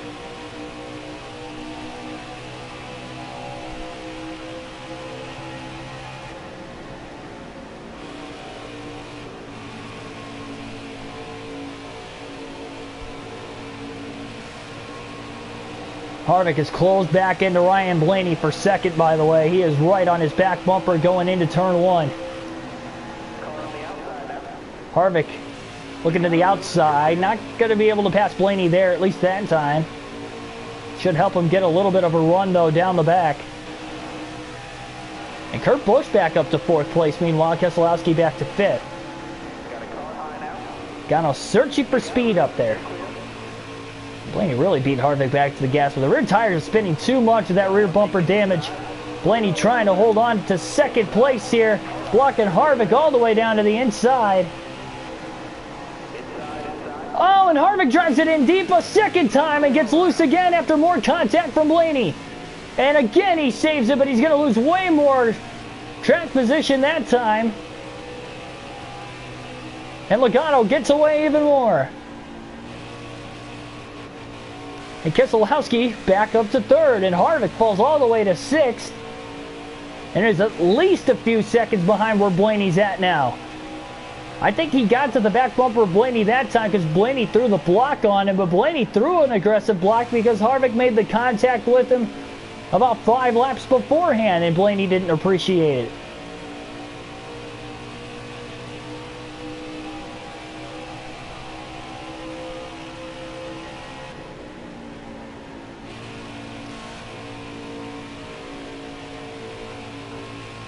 Difference of opinions between the two drivers there.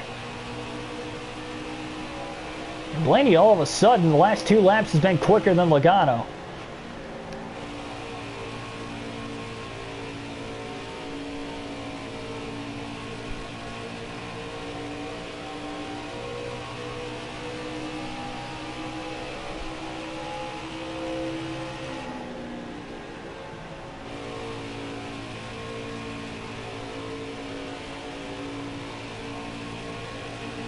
Yeah, Blaney's definitely gaining some ground on Joey.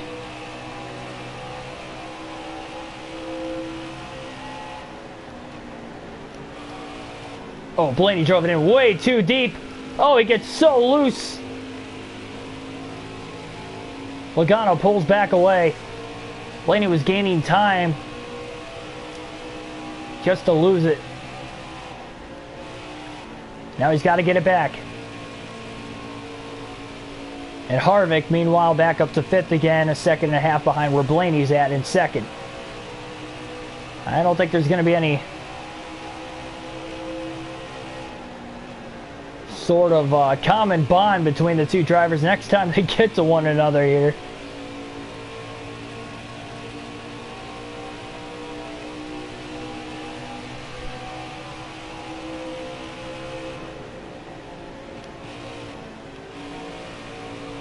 Logano back down to the bottom. He was losing time on the top side to Blaney. Maybe the factor in the decision to move back down to the bottom of the racetrack. Harvick still trying to get around Keselowski and Kurt Busch for 3rd and 4th back there. I think Blaney's a little better in 1 and 2 no matter what lane Logano runs. Blaney's so good on the bottom on that end of the track. 3 and 4 seems to be hit or miss. Blaney has those wide arcing corners, and that's what helps him out when he can really arc the corners off wide. Start on the outside and just dive it right to the bottom of the racetrack and hit his apex perfectly. It's where he's gaining the most time. And he's really figured that line out over the course of the night.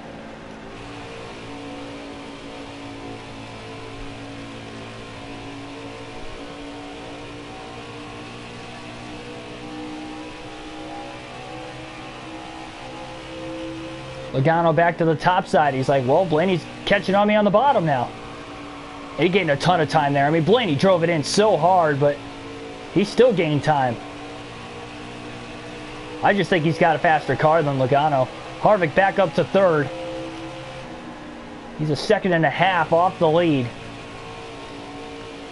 Top 2 get the battle, and it could be interesting here. Blaney's driving a loose race car with the damage. Again, that was from McLeod on the restart. Blaney trying to beat Logano back to the gas through turns 3 and 4. Easily does. Blaney to the lead off of turn 4. Gets loose and he tags the wall. And not to the lead for much longer, and that will allow Harvick to close the gap some more.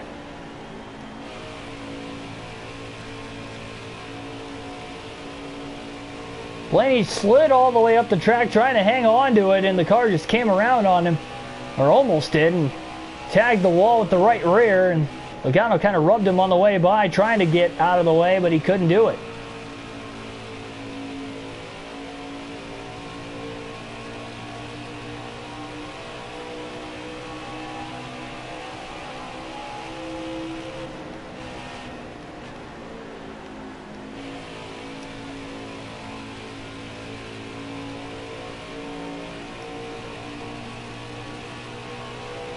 Blaney's going to have a shot again 2 laps after the fact in 3 and 4, same end of the track.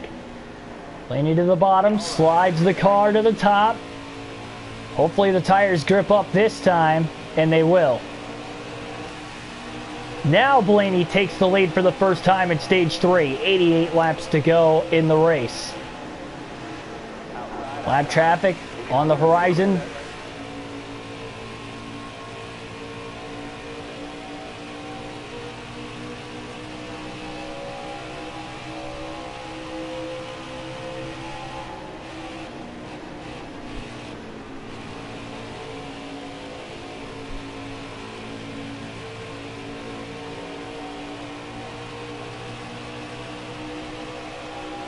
Harvick got to within a second of the lead, and he just kind of stalled out after that.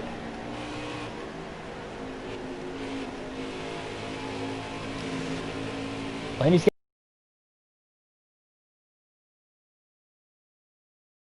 got caught up behind Chastain, and Harvick is closing the gap on both of them.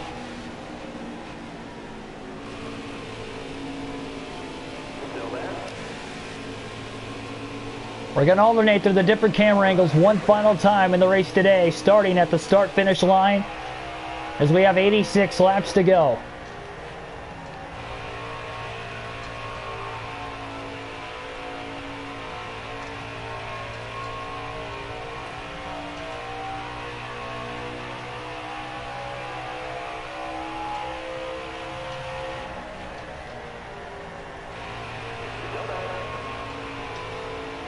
And he gripped the high side really well. Whoa, until he got to the exit of the corner, but he had the lap cars of Custer and Fincham cleared back there, luckily, and keeps it going. Harvick now just a couple car lengths behind Logano.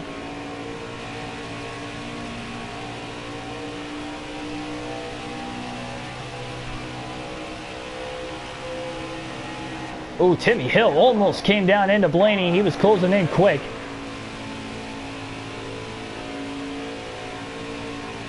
We don't know if this is going to be a 1 or 2 stop stage. We were looking at it being 1. We haven't had a caution in this final stage up to this point.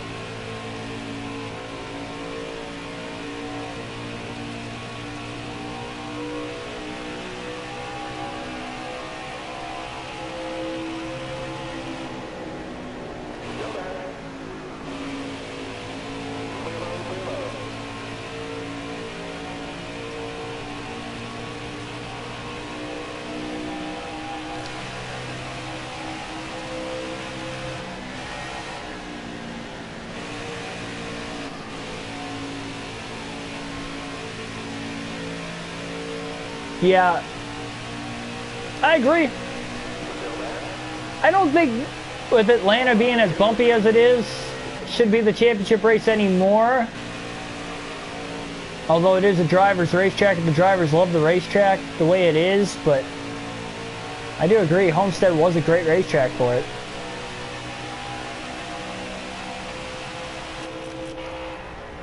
But if they're going to move the championship race around every couple years, I'm A-okay with them doing that as well. And Phoenix isn't a bad racetrack, especially with the package that they have now, so I think that works out pretty good for them, honestly.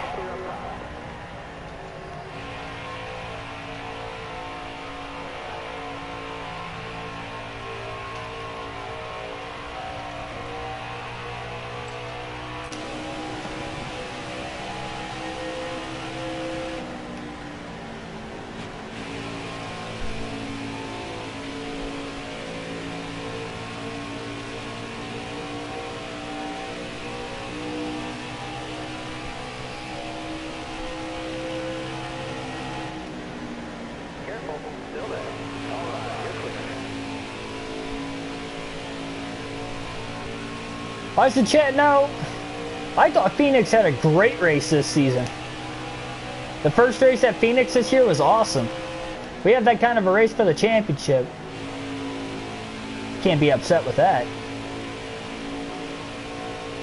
I would rather have Homestead, and that's what I'm used to seeing since I can remember. Well, obviously since 2002, and been a large part of my life that Homestead's been the championship race.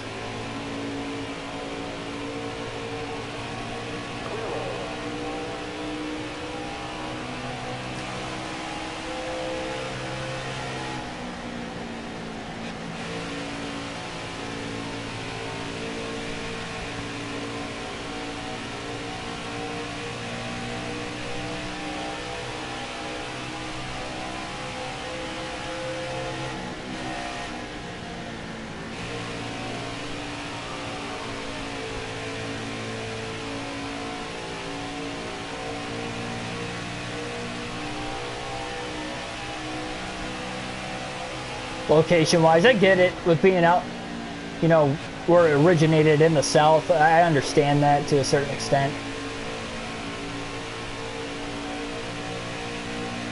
But,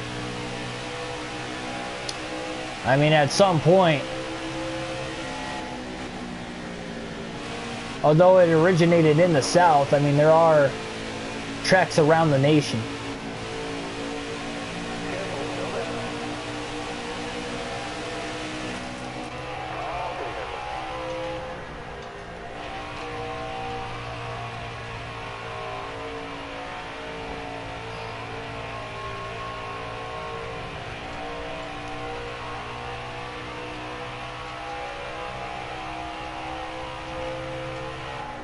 I like how they kept it in Atlanta and Homestead long term for sure, but again, if they're looking to move it around every couple of years, I have no problem with them going to Phoenix for a couple seasons for the championship, and then, you know, maybe if Atlanta gets a reconfiguration, they start going back there, or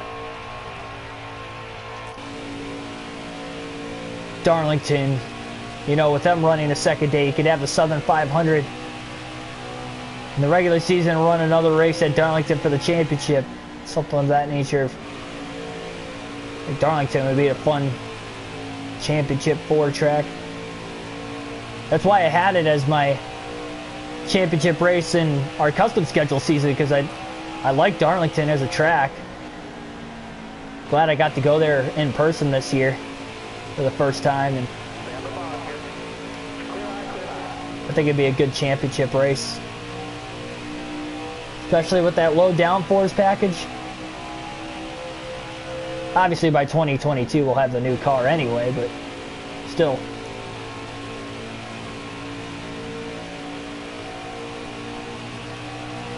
Just past halfway through the tire run, 74 laps to go in the race. Still just 3 cautions per incident tonight. Again, we had 5 in the truck race, 4 in the Xfinity race, and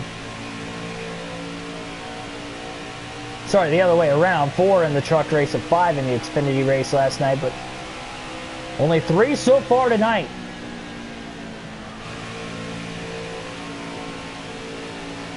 Kurt Busch has jumped up to 2nd. Harvick, meanwhile, back to 5th, and Blaney is really taking control of this race with about a 5-second lead all of a sudden.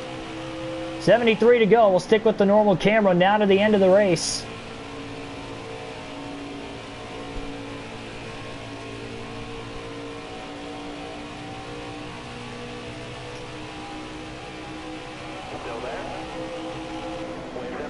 Caution is out. So now our 4th caution for incident of the race is out, and they are not within the pit window yet. 1 second of damage to repair. That rear bumper damage can be repaired on Blaney's car. Help with the handling a little bit here.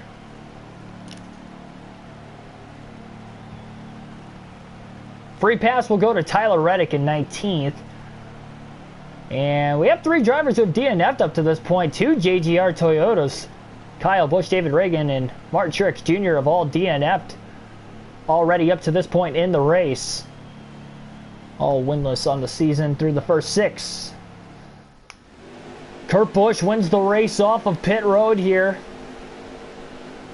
Trying to seize the opportunity. Less than 70 to go, and we go green. The green flag back in the air here at Homestead. Both the top two took off really well that time. Blaney on the top and Kurt Busch on the bottom.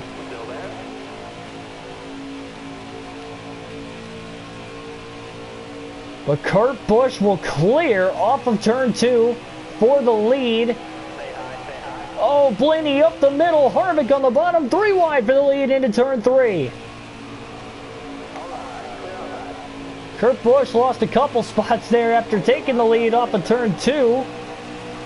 Kevin Harvick back out in front again. Not what the field wanted to see here. And Blaney in second. They've had a couple run-ins already in the early going of stage 3.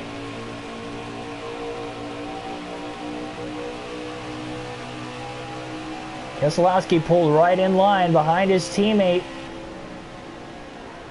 Ryan Blaney. Blaney just so loose right now all of a sudden.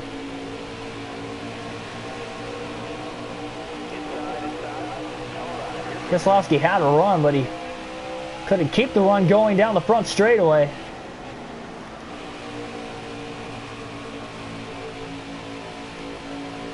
Blaney just trying to keep up with Harvick while Harvick leads.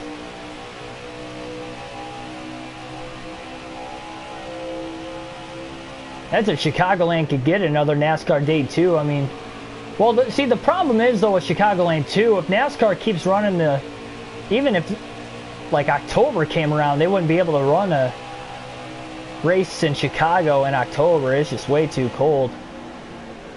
Me having Michigan as my home track, you know, if they ran there even late September on forward, it wouldn't be any warmer than 60 degrees in late September. So if they were to run there in November, I mean, you're talking it's gonna be like 40, 50 degrees that day.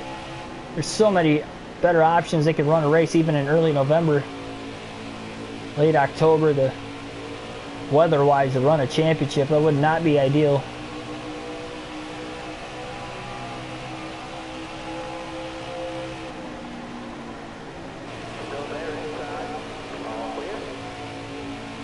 Logano has really faltered on the last restart also. He's back in about 7th place right now. 7th or 8th. He's battling BJ McLeod for position back there.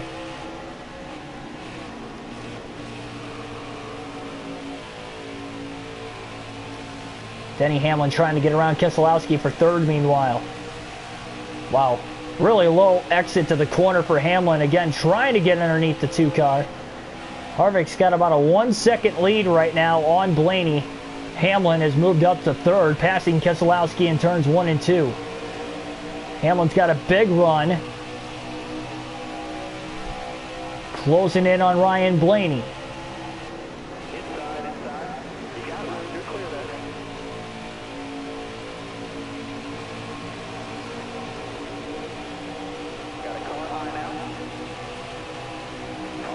Blaney protecting the 2nd position about as good as he can right now.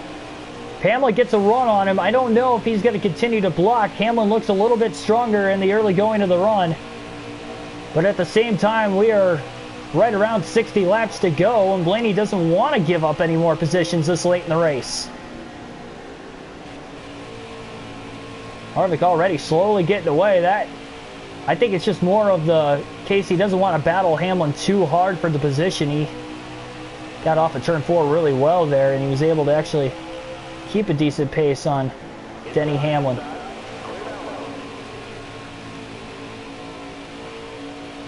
With Hamlin close enough to his back bumper, Blaney can't back these corners up like he wants. Start high and swoop to the inside. It's a lot better when he's trying to work a car for a pass, as you see he's loose in the center of the corner too, but Hamlin's still just not able to capitalize off of it.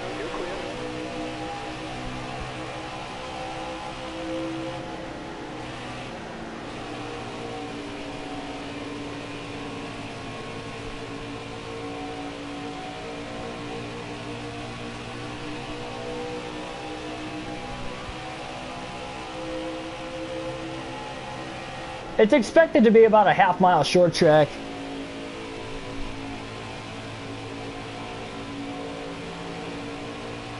supposed to have like straightaways like Martinsville, kind of long and narrow, and then bank corners like Bristol. Wide bank corners. From the sounds of it, that's what they're hoping to construct.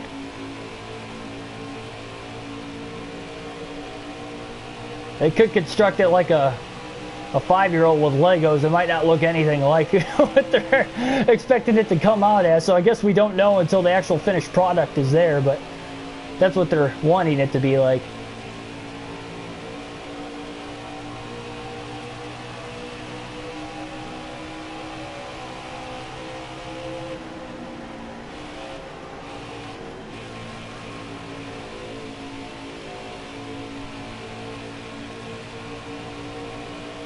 Harvick out to about a 1.5 lead. Now Hamlin was pressuring Blaney there for about 3 or 4 laps. Blaney slowly started to drive back away from him. Started backing up the corners a little bit more, getting a better exit. He's pulling away from Hamlin. He needed to do that at the perfect time, because if Hamlin got too close, he was going to get under him when he did that. He started doing it right before he got within position to pass him, and he wasn't able to get it done. And again, Blaney's just trying to stay with Harvick. We still have one more pit stop the rest of the way. These guys cannot make it on field to the end, but it could stay green to the end, because again, we've only had 4 cautions per incident. A lot of long green flag runs today. Don't be surprised if this is another long green flag run to the end of the race.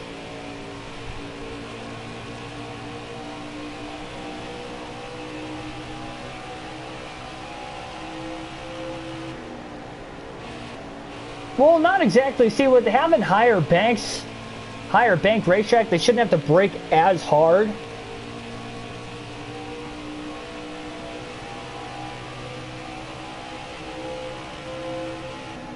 It's really going to be like a short track that we haven't seen before, style-wise, at least in recent years. Obviously, because we've only had the same 3 for a while now, a bit of a couple decades.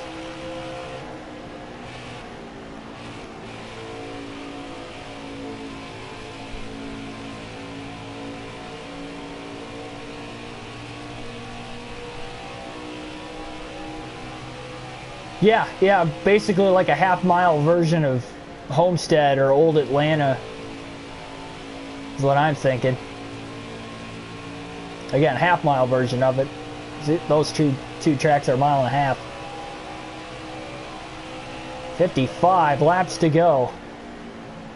Don't forget, lap traffic obviously would come into play, and it won't be long before that happens either. Blaney maintaining that gap. He's 1.5 seconds behind Harvick and 1 second ahead of Denny Hamlin. Back there in 3rd.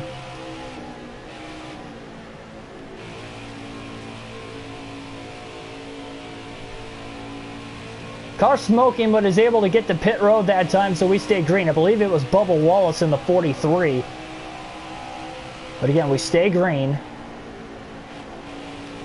Letting this race play out. Side by side with the lap cars, not too far ahead of Harvick. See how Kevin might be able to try to get around him here. Yeah, he tried desperately to take it 3 wide to the bottom. He couldn't do it. I mean, they were side by side. Harvick just had nowhere to go. Now gets to the bottom off of turn 4 3 wide, but that costed him about 1/2 second that last lap.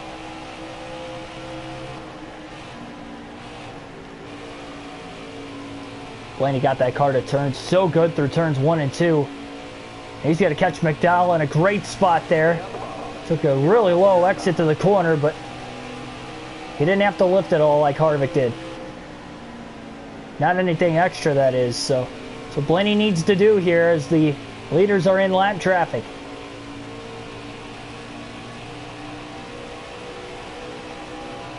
He tries to go for back-to-back wins. Harvick trying to make it 6 different winners in the first 6 races of the season. Oh, Harvick caught behind a couple more lap cars there. Definitely playing a factor here late. Blaney gained about 2 to 2.5 tenths of a second there. Now Blaney has to go high. Oh, he got in the back of Custer. Blaney just cut the corner way too much. He was trying to get as close to those cars on the bottom as he could. And he got into the back of Custer, unfortunately. It was all Blaney's fault there. Could have just went high, but he was trying to cut the least amount of time possible, and that ended up actually costing him a couple tenths because of it.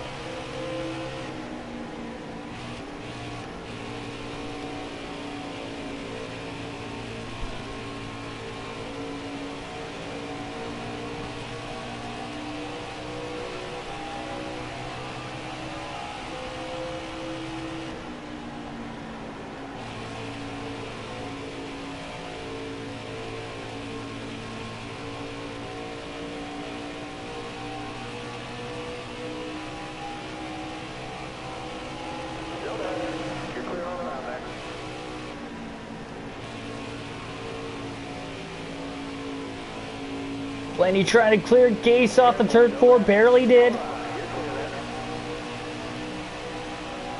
Him and Harvick fairly even the last couple laps. Harvick might have had a little edge on him total in the last couple laps, but still staying right with each other. That's what Blaney wants to do. He wants to keep that Ford car within reasonable distance, right around a second to a second and a half like he has. So if the lap traffic gets heavy enough, he can then pounce. And hopefully maintain a gap if he can put a gap on Harvick from that point as well. We are less than 50 laps to go in the race. Well less than a quarter of the way to go.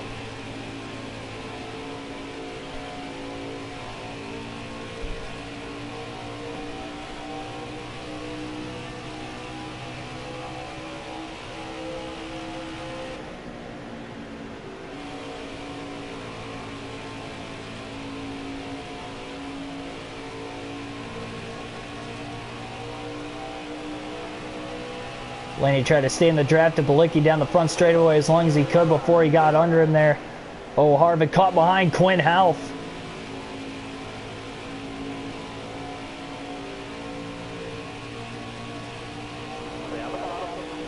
Didn't catch Ty Dillon in the best spot, but he didn't have to lift either.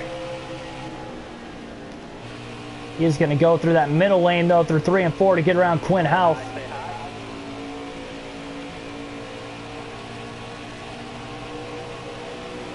Give him a decent run down the front straightaway.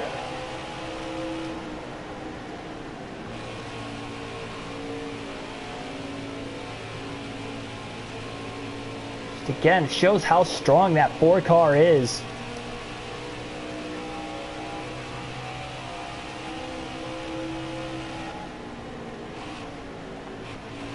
Blaney's got a fast car too, because again, they're pulling away from third on back collectively, but Harvick just got too far out ahead by the time Blaney was able to start hitting his marks better over the course of the run and get that car to stay consistent with its grip level, and definitely cost him.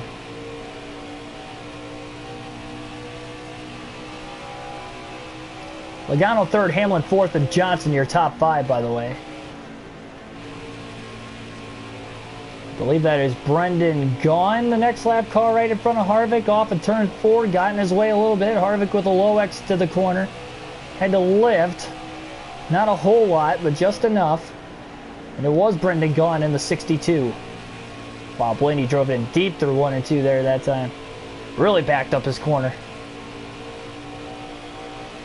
Worked out pretty well for him in the draft of Gaughan, so about halfway down the backstretch, moves under him now. Oh, 2 lap cars right there. Harvick gets pinched, barely gets to the inside. I believe that's Tyler Reddick, rookie. Matt DiBenedetto all the way on the outside.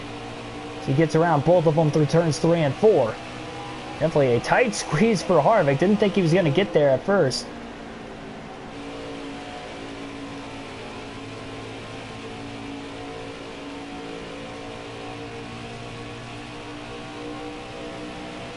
Pretty wide to the bottom goes Blaney down the backstretch, but he caught Reddick and DiBenedetto in a lot better spot than what Harvick did. Harvick's got 1 more lap car right in front of him. About a half a second out ahead, and that's about it.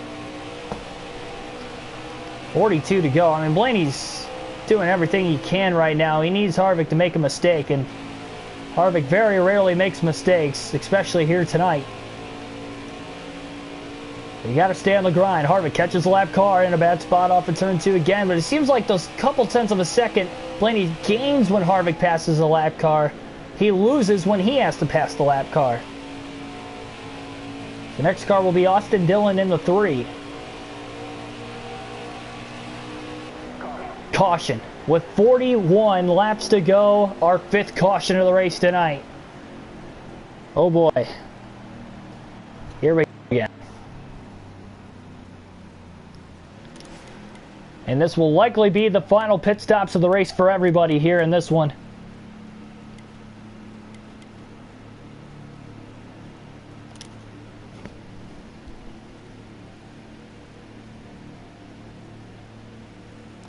Mari P, welcome to the stream. Tim Irvin, we are actually done with the custom schedule seasons. This season we are on race number 6 currently.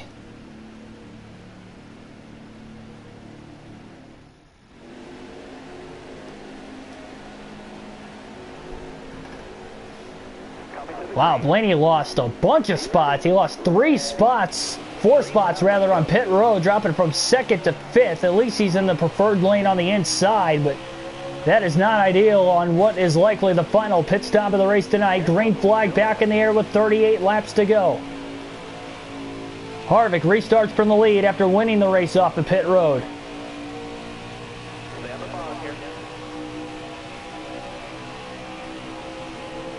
Had a good restart himself there. Blaney with a good run to the inside of his teammate Logano now for 3rd. Hamlin with a decent run as well. And he's side drafting his teammate Logano down the front straightaway. Just 37 laps remain. Blaney up to 3rd. Logano going to help him out down the back straightaway. Nice push.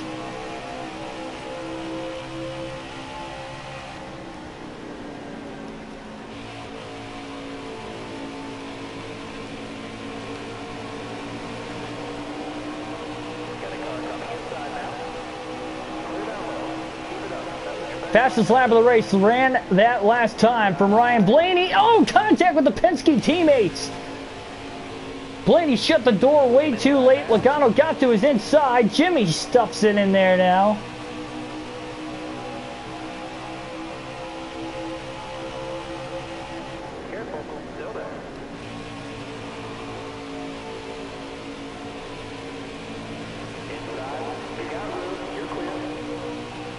Blaney now back to 5th, right where he restarted. And Johnson's up to 4th. Logano trying to run down Hamlin for 2nd. Blaney has to keep this car clean. He can't afford to get any more damage on the race car the rest of the way. He needs to keep the handling as best as it possibly can be the rest of the way.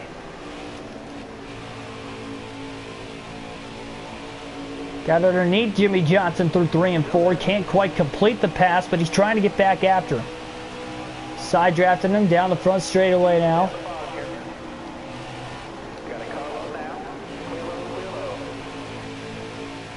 Blaney will clear Johnson easily off of turn 2 for 4th position. Keselowski also to the inside of Johnson for 5th. He side drafts him. Side by side for 2nd. Logano to the inside of Denny Hamlin. Hamlin shuts the door in the center of the corner, though.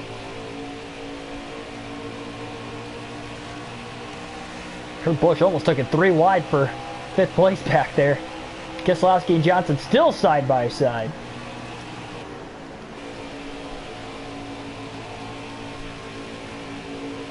Yep, this is a normal season. Yeah, we finished the custom schedule season. Remember, that was a chase for 8 with Jimmy Johnson for the Cup Series, and then the Xfinity and Truck.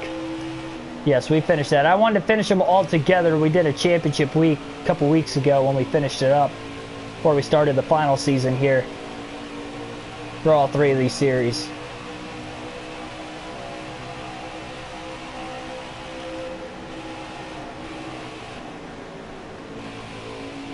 For NASCAR Heat 5, of course. Kurt Busch up to 5th. He has gotten around Johnson and Keselowski. But Brad was still going to stay to the inside of Jimmy back there. That wasn't the case.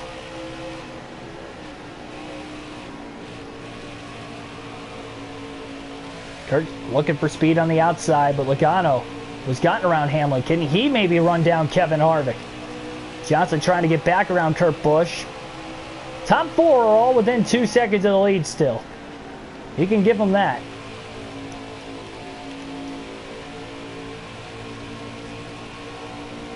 Harvick trying to pull away and hope it stays green to the finish.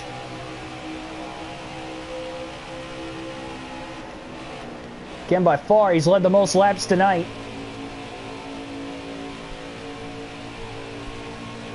Six people watching currently late going to the race. 30 laps to go, this time by 5 cautions total tonight. 2 in the final stage. We've had a lot of long green flag runs, so I would not be surprised if this is the final green flag run of the race. So we last went green with 38 to go. These guys can make it on fuel the rest of the way easily.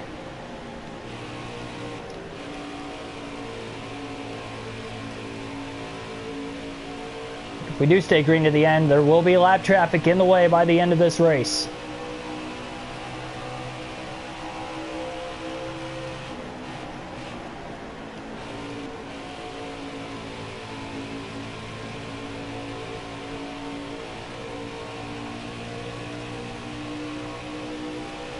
Hamlin's still trying to get around Logano.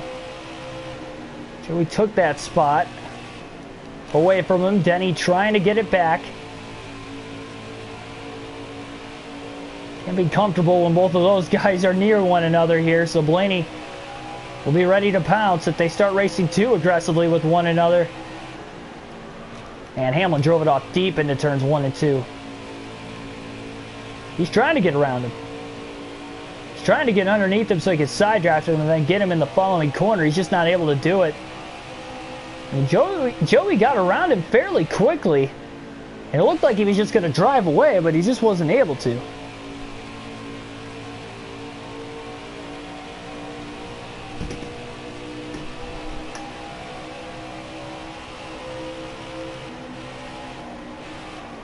We had a wild finish in stage 2 and a wild finish for the most part in stage 1.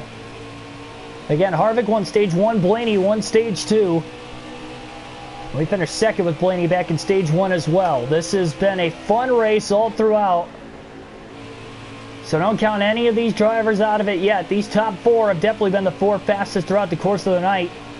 Second through 4th is changed and swapped quite a bit between Logano, Hamlin, and Blaney, but Harvick has definitely had the fastest car throughout, but he has been challenged from these guys multiple times tonight. And if we get into lap traffic by the end of the race, that could make a difference as well. Indeed, like, share, subscribe for more daily NASCAR content. Especially hit that subscribe button. We're on the road to 1,000 subs here. If we can get there by the end of the year, that would be awesome. Calendar year, that is. Blaney is slowly gaining on Hamlin and Logano. They haven't raced too hard with one another, but I think Hamlin's wasting his time as he's not able to get around him, and Blaney just overdrove 1 and 2. He had to get on the brakes there to keep the car from getting way too loose on himself. Cost himself a little bit of time. Man, he drove it off deep into turns 3 and 4. He is trying to get going here. And he hasn't lost any ground from Harvick. He's still about 2 seconds off the lead there as well. Caution. With 24 to go, car in the wall, turns 3 and 4. Lap car of the 77 of Ross Chastain, I believe. So that will be another yellow. Free pass will go to Ryan Preece in 20th. And it was Chastain. Bubba Wallace also out of the race, by the way, when he blew his engine. 40 laps to go. So we'll have 21 laps to go when we go green after the 6th caution of the race now.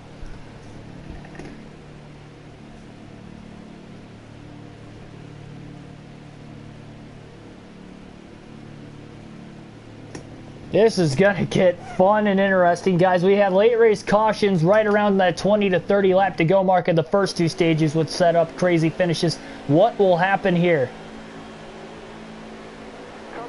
Harvick, Logano, front row, followed by Hamlin, Blaney, row 2. Green flag back in the air. Here we go again. Blaney not preferred lane on the outside, so we'll see how this is going to work.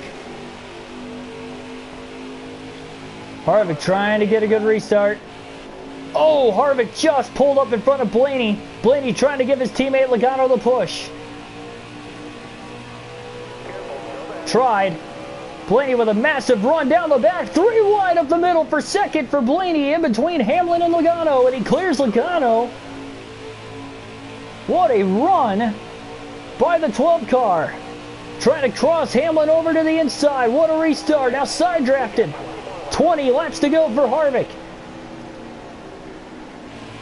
Blaney knows Harvick leads and he wants to give him a run for his money. And Blaney has jumped up to second now in front of the 11 of Hamlin. And a big run off of turn 2. Blaney's going for the lead into turn 3. Blaney trying to go back to back as he gets to the inside of Harvick, but he can't clear him. Harvick pulls him back with a side draft on the outside.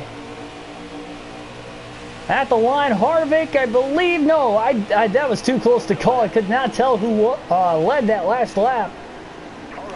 Blaney to the lead for the moment. Harvick to the bottom. Blaney blocks him off, and here comes Hamlin for second underneath Harvick. If it wasn't a lead change last time, it will likely be a lead change this time. Ryan Blaney leads with less than 20 to go here at Homestead as Hamlin and Harvick battle it for second. Logano is back to 6th as Kurt Busch, Jimmy Johnson have gotten around him. Blaney couldn't get to the bottom of the track that time, but with Hamlin and Harvick still side by side, I mean, Kevin's just trying to hang on about as well as he can right now. Hamlin does clear him for second place, though. And the 2 cars that started in the last row of the race, 39th and 40th, positions at the start of Blaney and Hamlin are now 1-2 with less than 20 laps left.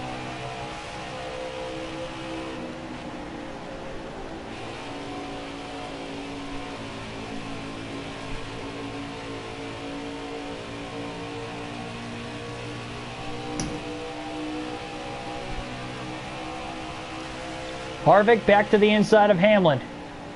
Not giving up. He has had the fastest car all day and makes quick work of Hamlin that time. And trying to catch back up to Blaney, who have had a couple run-ins already today. Blaney's backing up his corners about as well as he can right now.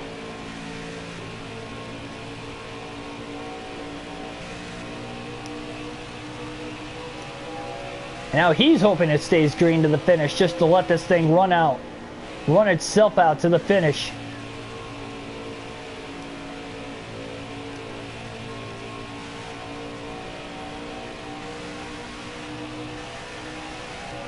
Logano, meanwhile, back up to 4th. Johnson trying to the gap on Harvick, Hamlin, and the rest of the field back behind.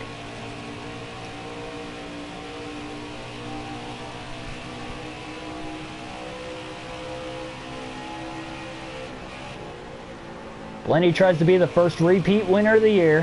Hamlin trying to do the same as well in 3rd. 2nd, 4th, and 5th, and 6th on the racetrack have not won yet this year.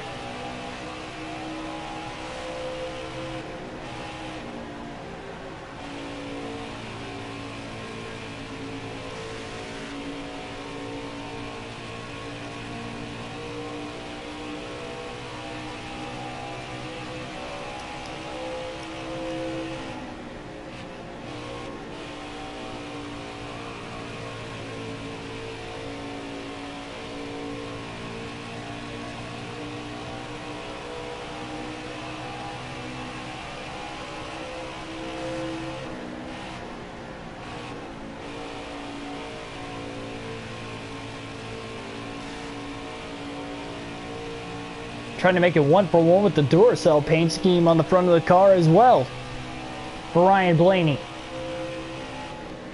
But again, it has been a fun race tonight, and he is pulling away with the clean air advantage. No lap traffic in the near future.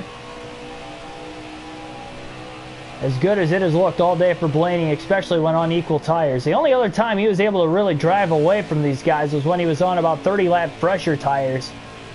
back in stage 2 at one point. He was able to do it for 20 laps before we got that late stage caution with about 15 to go at the time in stage 2. Bunched everything up for a wild finish there. He made that wedge adjustment. He was able to get back around him. Remember, he had to pass Logano on the last lap to win stage 2. But he wants to be leading at the white flag this time. Never know if we get that caution on the last lap of the race, no matter what track you're at. And Harvick has pulled away from Hamlin, and in fact, Logano was closed in on Denny Hamlin for 3rd. So no pressure behind Harvick. He can look right out the windshield trying to catch Blaney. Again, Blaney's got the clean air advantage, and he just flat out drove by those guys on the restart. 10 laps to go.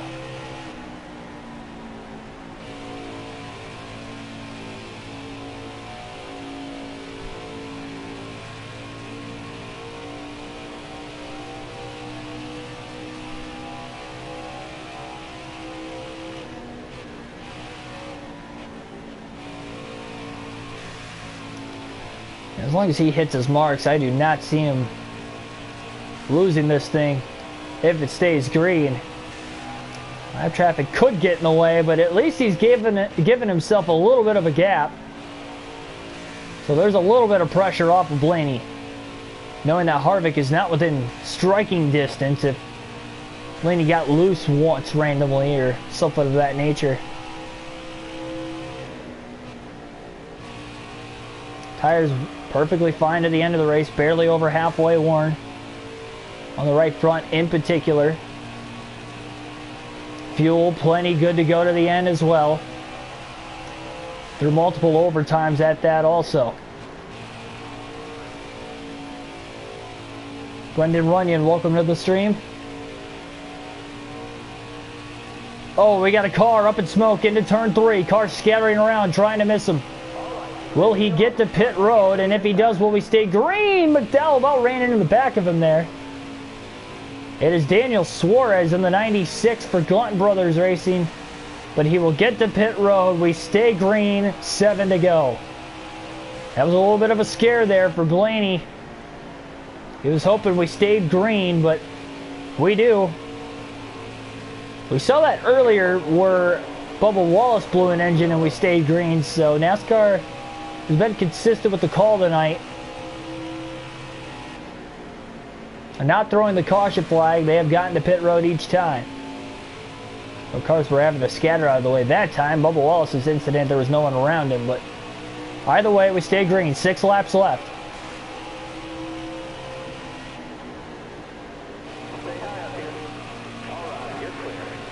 Let's go to the outside, 3 wide. Oh, Blaney got really loose off the top side there off of turn 2. Luckily, he had Custer and Fincham cleared. That was a big moment there. So in the midst of lap traffic, Harvick 2.5 seconds off the lead, though.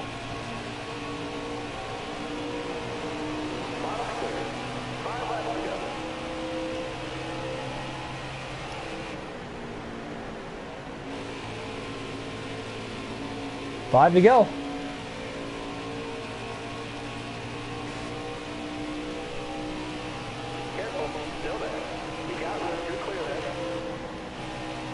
It's going to be another race. Blaney not only will win, but a win in which he did not lead the most laps. That was Harvick today.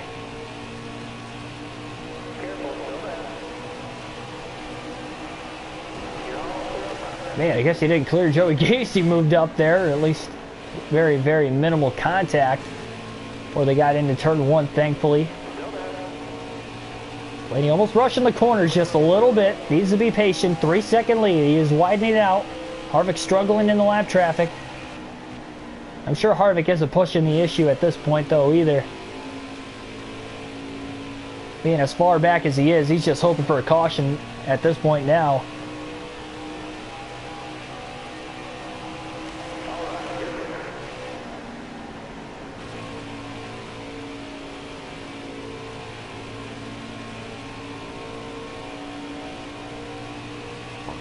Lap and a half away from the white flag. That's what Blaney really wants to see right now. Because if we get a yellow, it will be a green-white checker. We go to overtime.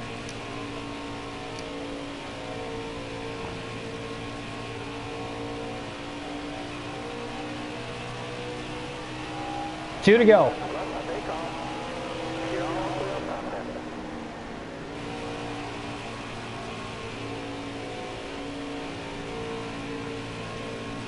Brendan Gaughan is the next lap car up ahead, and if we stay green, we'll be the only lap car. Blaney will catch the rest of the way. Racing hard through 3 and 4.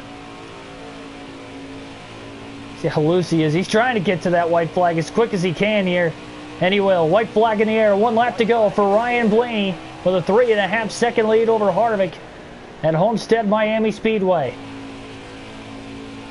Interval between first and second, maybe a little less than what it was at Atlanta at the finish of that race. But another hard-fought victory nonetheless. And his first stage win of the season for Ryan came earlier tonight in stage 2 as well on a last lap pass for the win there. But no need to rush the final dozen laps of the race tonight. Ryan Blaney will win at Homestead-Miami Speedway. Back-to-back wins on the season. First driver not only to win back-to-back this year, but the first driver to win more than one race 6 races into this campaign.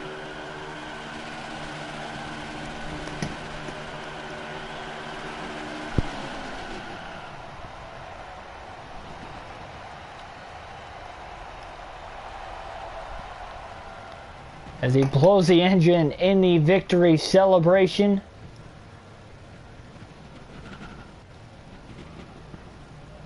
It'll be Ryan Blaney getting the W here tonight.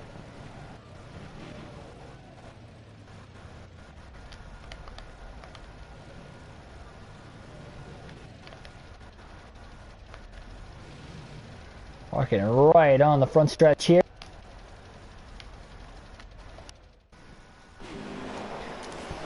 For the victory celebration, Ryan Blaney. Second win of the year. Harvick finished in second. Again, he was your stage 1 winner. Joey Logano third. Hamlin fourth. Those are the top 4 all night. That is for certain. And they had a great battle between the 4 of them all night as well. Jimmy Johnson 5th. Kurt Busch in 6th. Great run for B.J. McLeod. Season high 7th. Brad Keselowski 8th. William Byron 9th. And Clint Boyer rounds out the top 10. We had 20 cars finish on the lead lap here in this race today.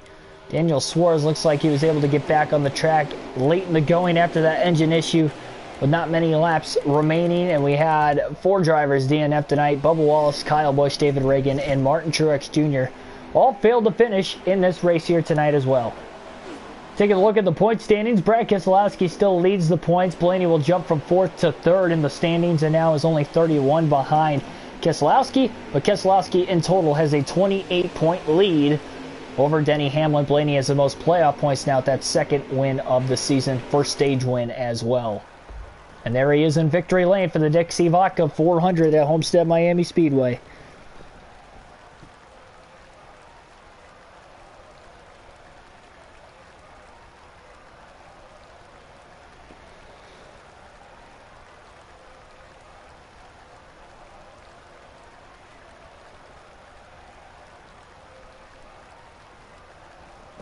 Yeah, iRacing again will be a thing of the future, that is for sure. I'm really focused on trying to build the broadcasting career right now, so I'm kind of like, money is not an issue really, it's just more of a time thing. That and I've been working a lot of hours too, so trying to get this in on the side is definitely difficult at times. As you guys have seen, that's why sometimes I miss the start time of a video that I originally intended for being, especially lately, man, 50 to 60 hours of work. Last couple weeks. Kevin Harvick, 32.011 was the fastest lap of the race, and again, Harvick led the most. He had the fastest car, definitely. He led 112 of the 267 laps in the race tonight. But that is going to be it, nonetheless, here in this one. Thanks, everybody. Like, share, and subscribe for more daily NASCAR content. We have these realistic broadcasts with the full race live stream for NASCAR video games on the daily. Start with my first foot in the door for my broadcasting career, so I appreciate the support there. If you do all of those things, and hit that bell notification button so you guys don't miss another upload. 7:30 p.m. Eastern Standard Time is what we'll shoot for. Truck Series action at Texas Motor Speedway for NASCAR Heat 5 on the channel tomorrow. So I'll see you guys then. Thanks for watching, and have a good rest of your late Sunday night.